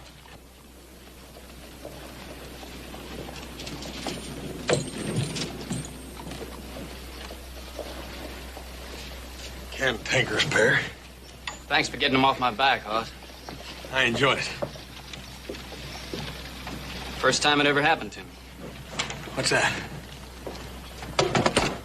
Somebody have to fight my battles? I guess from now on, somebody will always have to fight my battles. Listen, Johnny. I don't know what I'd have done if you hadn't stopped them two. That gate swings both ways, you remember that. Now, come on, let's go get that cold drink. Okay.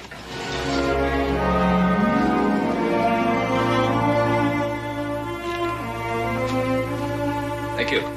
I drink to my host for setting the best table in this part of the country.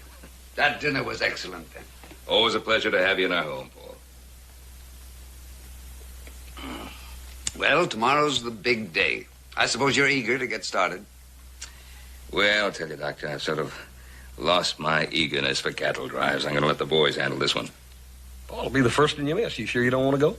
No, my bones are kind of weary. Besides, Johnny and I have a lot of things to attend to, don't we? Yes, to get back to my #1 patient. Anne, are you sure that he's been doing his exercises regularly every day? Yes, he's been very good about them, Dr. K. And as I said before, I think there is a slight muscle reaction in his legs. Good, good. That's fine. Well, let's have another look, shall we?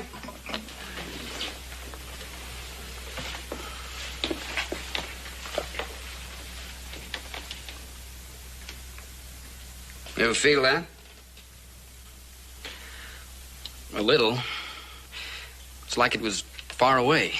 That's good. That's good. Those muscles are beginning to come back.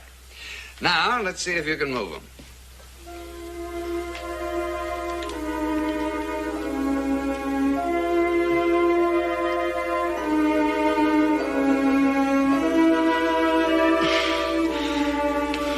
I just can't do it.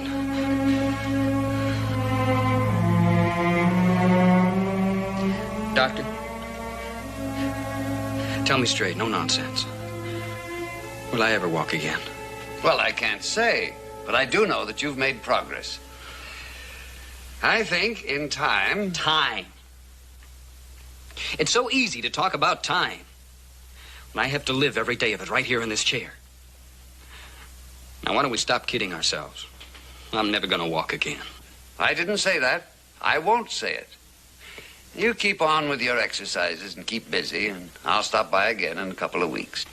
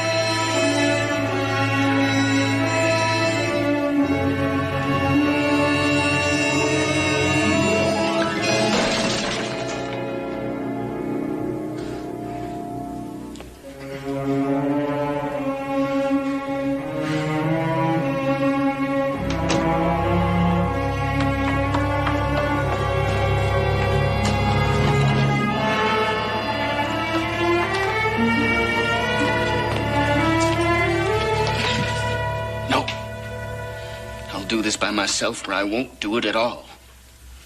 Now, don't be foolish, Johnny. No point in torturing yourself. Stop it. I've got to know. One way or the other, I've got to know now.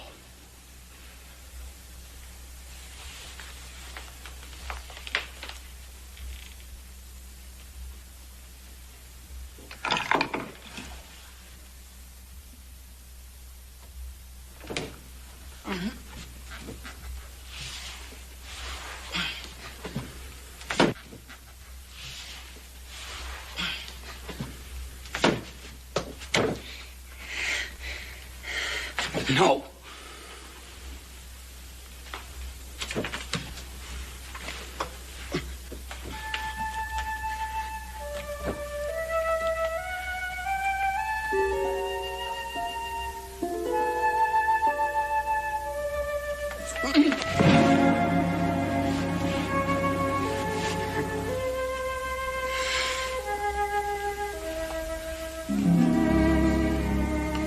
Let me help you back into bed.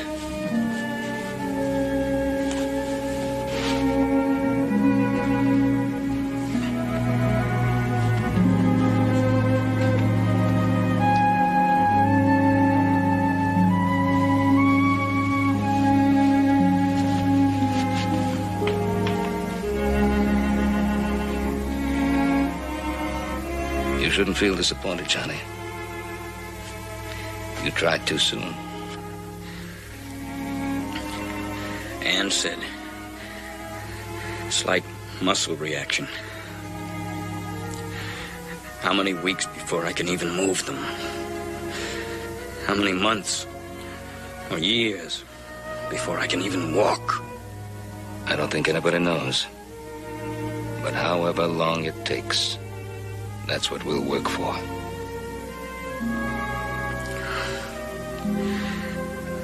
I can't cut it, Mr. Cartwright. I wasn't made to live this way. In the time you've been here,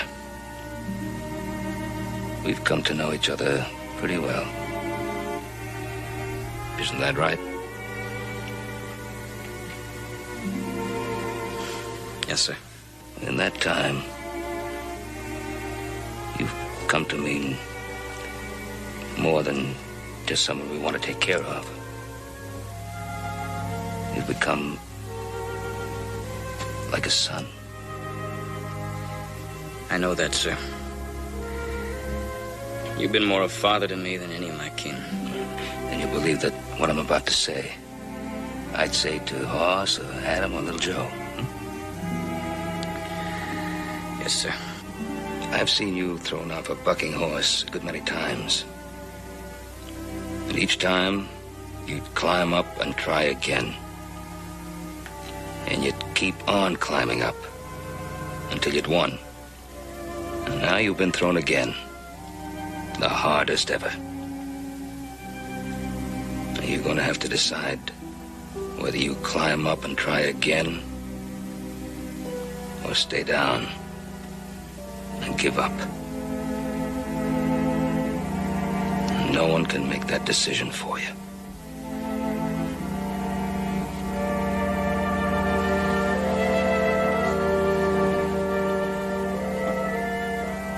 I want you to know that no matter what happens, you'll always have a home with us. Well, not because we feel sorry for you, but because you become part of us.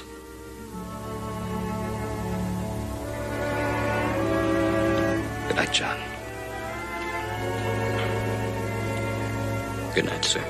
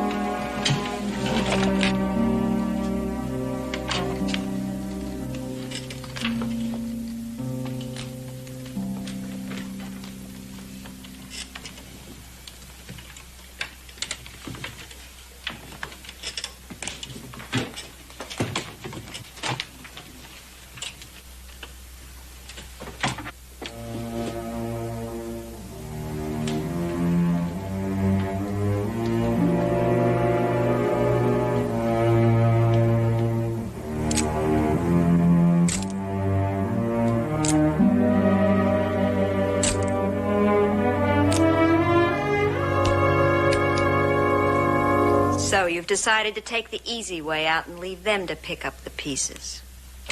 You get out of here. Leave me alone.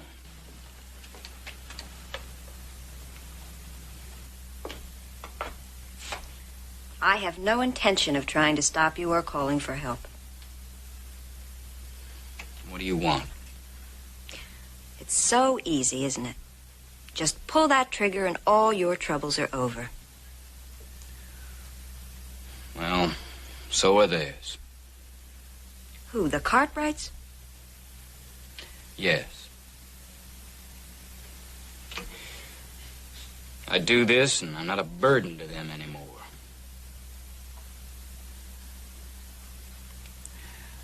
I can't ask them to take care of me forever. And that solves your problem? Doesn't it? Well, it gets rid of you, all right. But it also tells them that they failed. You kill yourself and they know that nothing they did was enough. That's not true. How do you convince them? Oh, go ahead. Go ahead and take your life. But you and I will always know that you were the one who quit.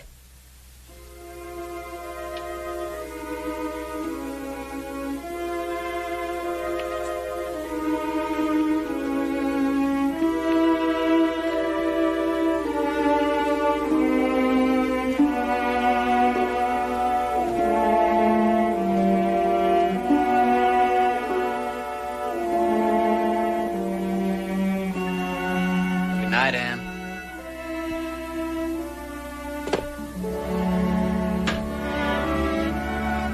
See you in the morning.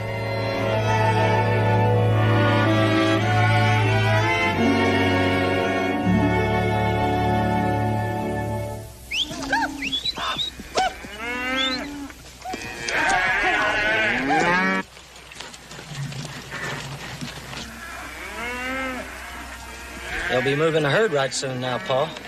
I got eyes, boy. I can see. You sure Ben Cartwright's not making this drive? I got ears, too. I heard talk of it in town. He's staying. We need all the men to move this much beef. He should be alone. That's what your Paul's been counting on. That's what he's been waiting for. You got everything? Yeah, Paul, right here. Good. When they move them cows out, we move in. Pa, do we have to do this? Isn't there some other way? Boy, I don't want you doubting me. Now, you do like I say, and let me decide which way we go.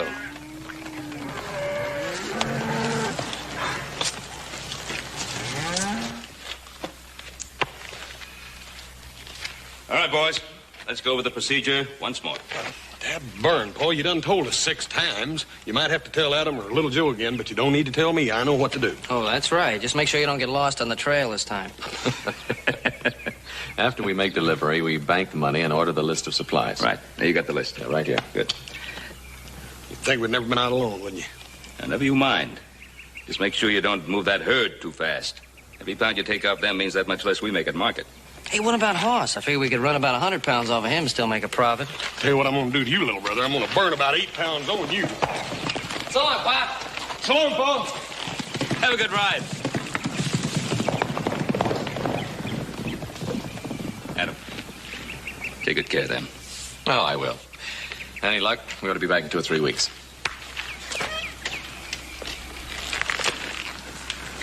Goodbye, Johnny. Miss Davis, see you soon. Goodbye, Adam. Bye.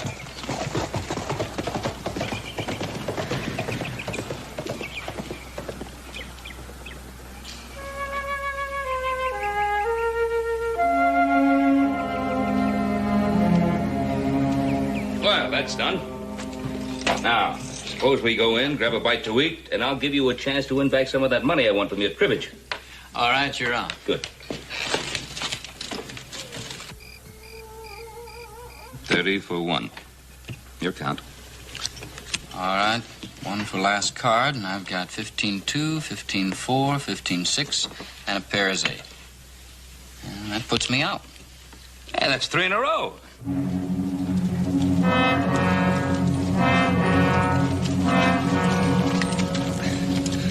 Get down. We gotta move quick.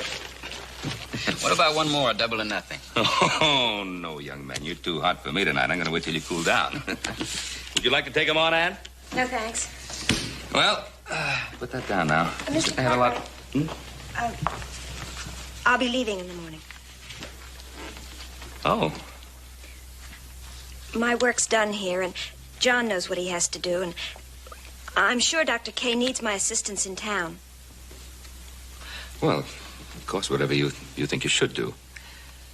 I want you to know what a pleasure it's been to have you here at our home. I want to thank you for making my stay such a pleasant one. Well, I hope you'll come and visit us often. Thank you, sir. I will.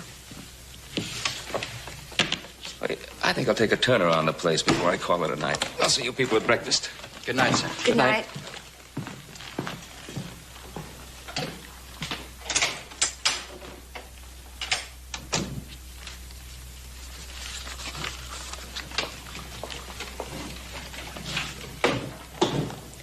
Well, I guess I'll say good night. Ann. Please don't leave. Not like this. I think we've said all there is to say. Except for one thing. I'm sorry. I had no right to say the things I did. Or do the things I did. I guess we were both wrong. We tried to hurt each other through self-pity, and in the end, all we did was hurt ourselves. When I'm able to take care of myself, I'm coming to see you. No, it won't be any use. Ann. Come here.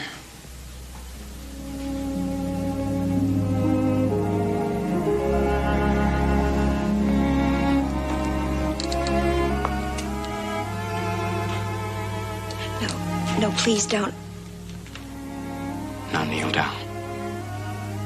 Right here beside me.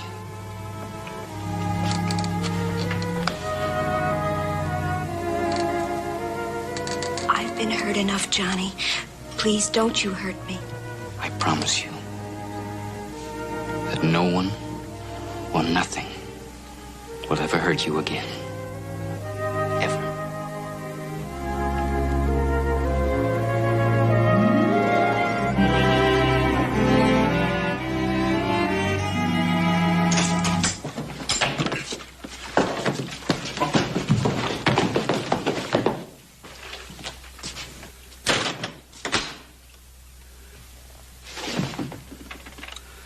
Don't let me have to use this.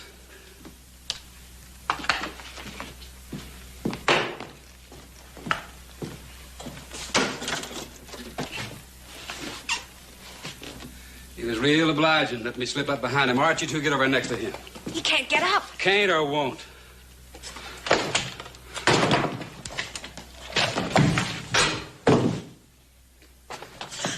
Told you. Get over there.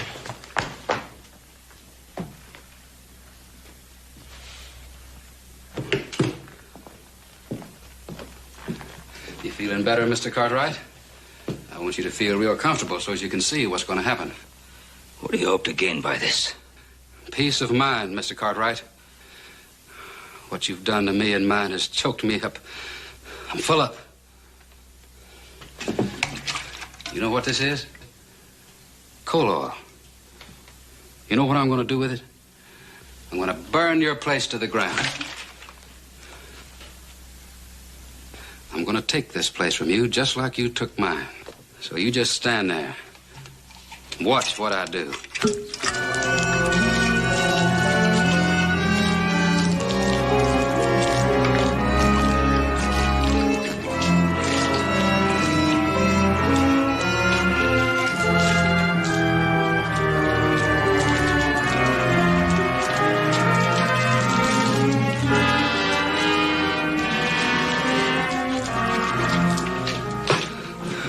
Light up the whole sky.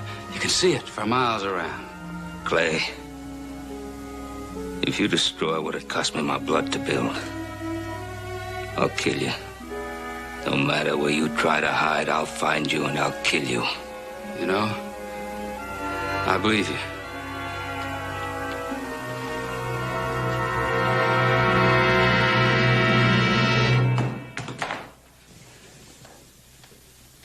I never got to fight for my land, but I'm going to let you try.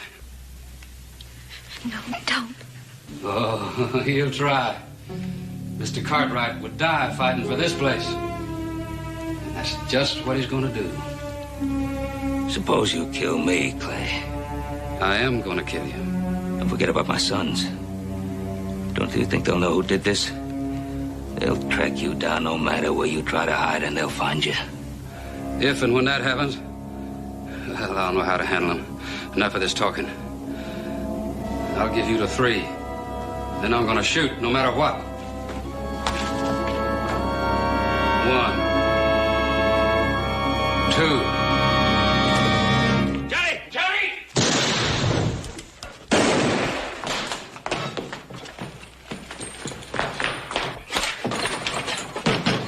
Pa, you all right? Ann, get over here quick. They'll be breaking in.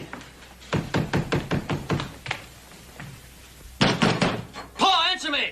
Hold it, boys. Clay, it's up to you. They'll break that door down if you tell them to. I know they will. Go ahead. Let's have some more killing. You're a fool, Nathan. You don't hate me for buying that land. You hate yourself. You hate that stubborn, wasteful failure that you are. The failure that cost you Jody's life, and that's the truth, isn't it? No. Yeah. It's that guilt of yours that's been choking you to death. No. That's what's been eating away at you all this time? Shut up. Prove me wrong. Go on. Tell them to break that door down. Let's have one more dead son.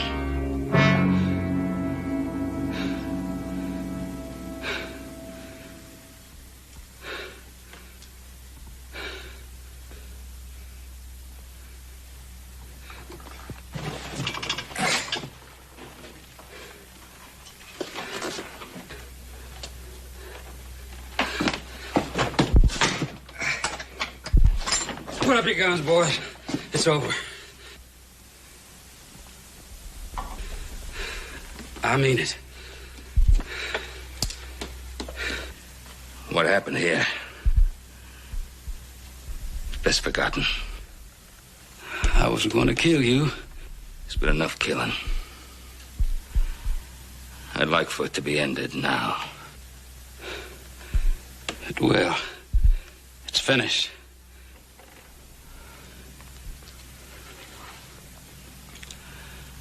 Boys, take care of your father. Get him over to a doctor. Watch his arm. Ben, sometime, could we talk to you about that piece of land you own? Yeah, Nathan.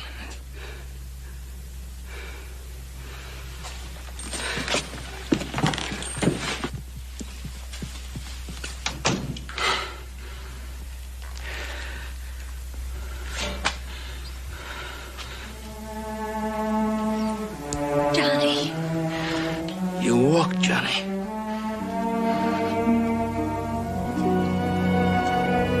You walked.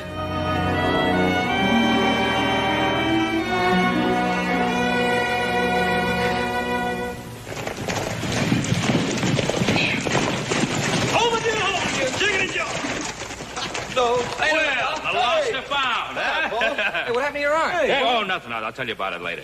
Well, how do things go? Well, almost as good as if you'd been with us. Sold every head of beef. Made $5 per head. Hey, that's wonderful. Wonderful. Wonderful. How's Johnny? Yeah, Is he still taking his exercises? Well, why don't you ask him? Hey, they wanted to stay here until you boys got home. They want to say goodbye. They're getting married. Getting married? Hey, you're kidding. That looks like that cure took both ways, huh? Why, the son of a gun, you got to hand it to him. He took the frost off that little gal. Yeah, they bought the Jackson place. They're going to be neighbors. Yeah. They'll make good neighbors.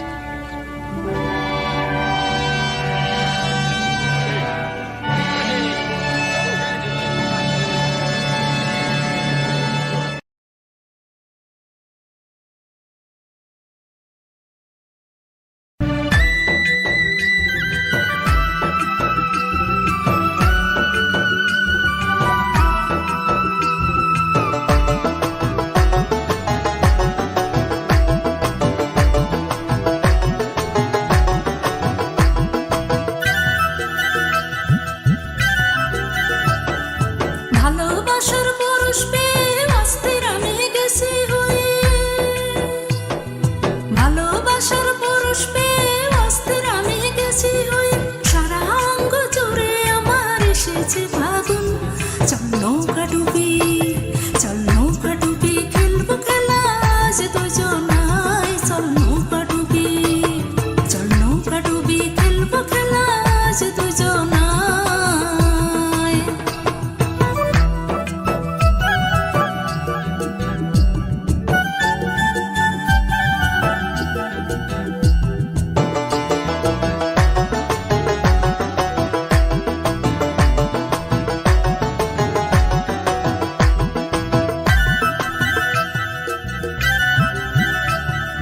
বাড়ির কাছে ভরা নদী শেষে জোয়ার ভাটা শেষ হলে শুকনো বালুর চর বাড়ির কাছে ভরা নদী শেষে জোয়ার ভাটা শেষ হলে শুকনো বালুর চর ঢেউয়ের তালে তুলতে চলে আমার নাই চর চল নৌকা ডুবি খেলবো খেলা আজ দুজনায় চল নৌকা ডুবি খেলবো খেলা আজ দুজনায়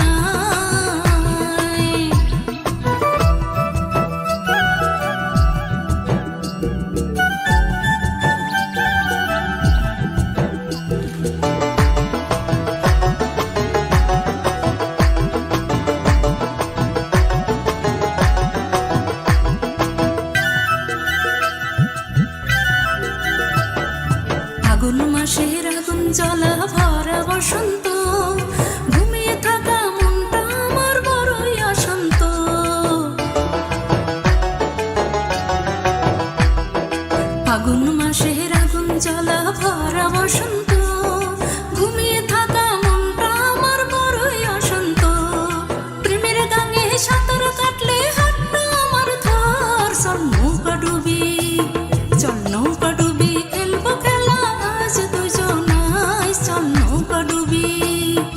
নৌকা ডুবি খেলবো খেলা আজ দুজনায়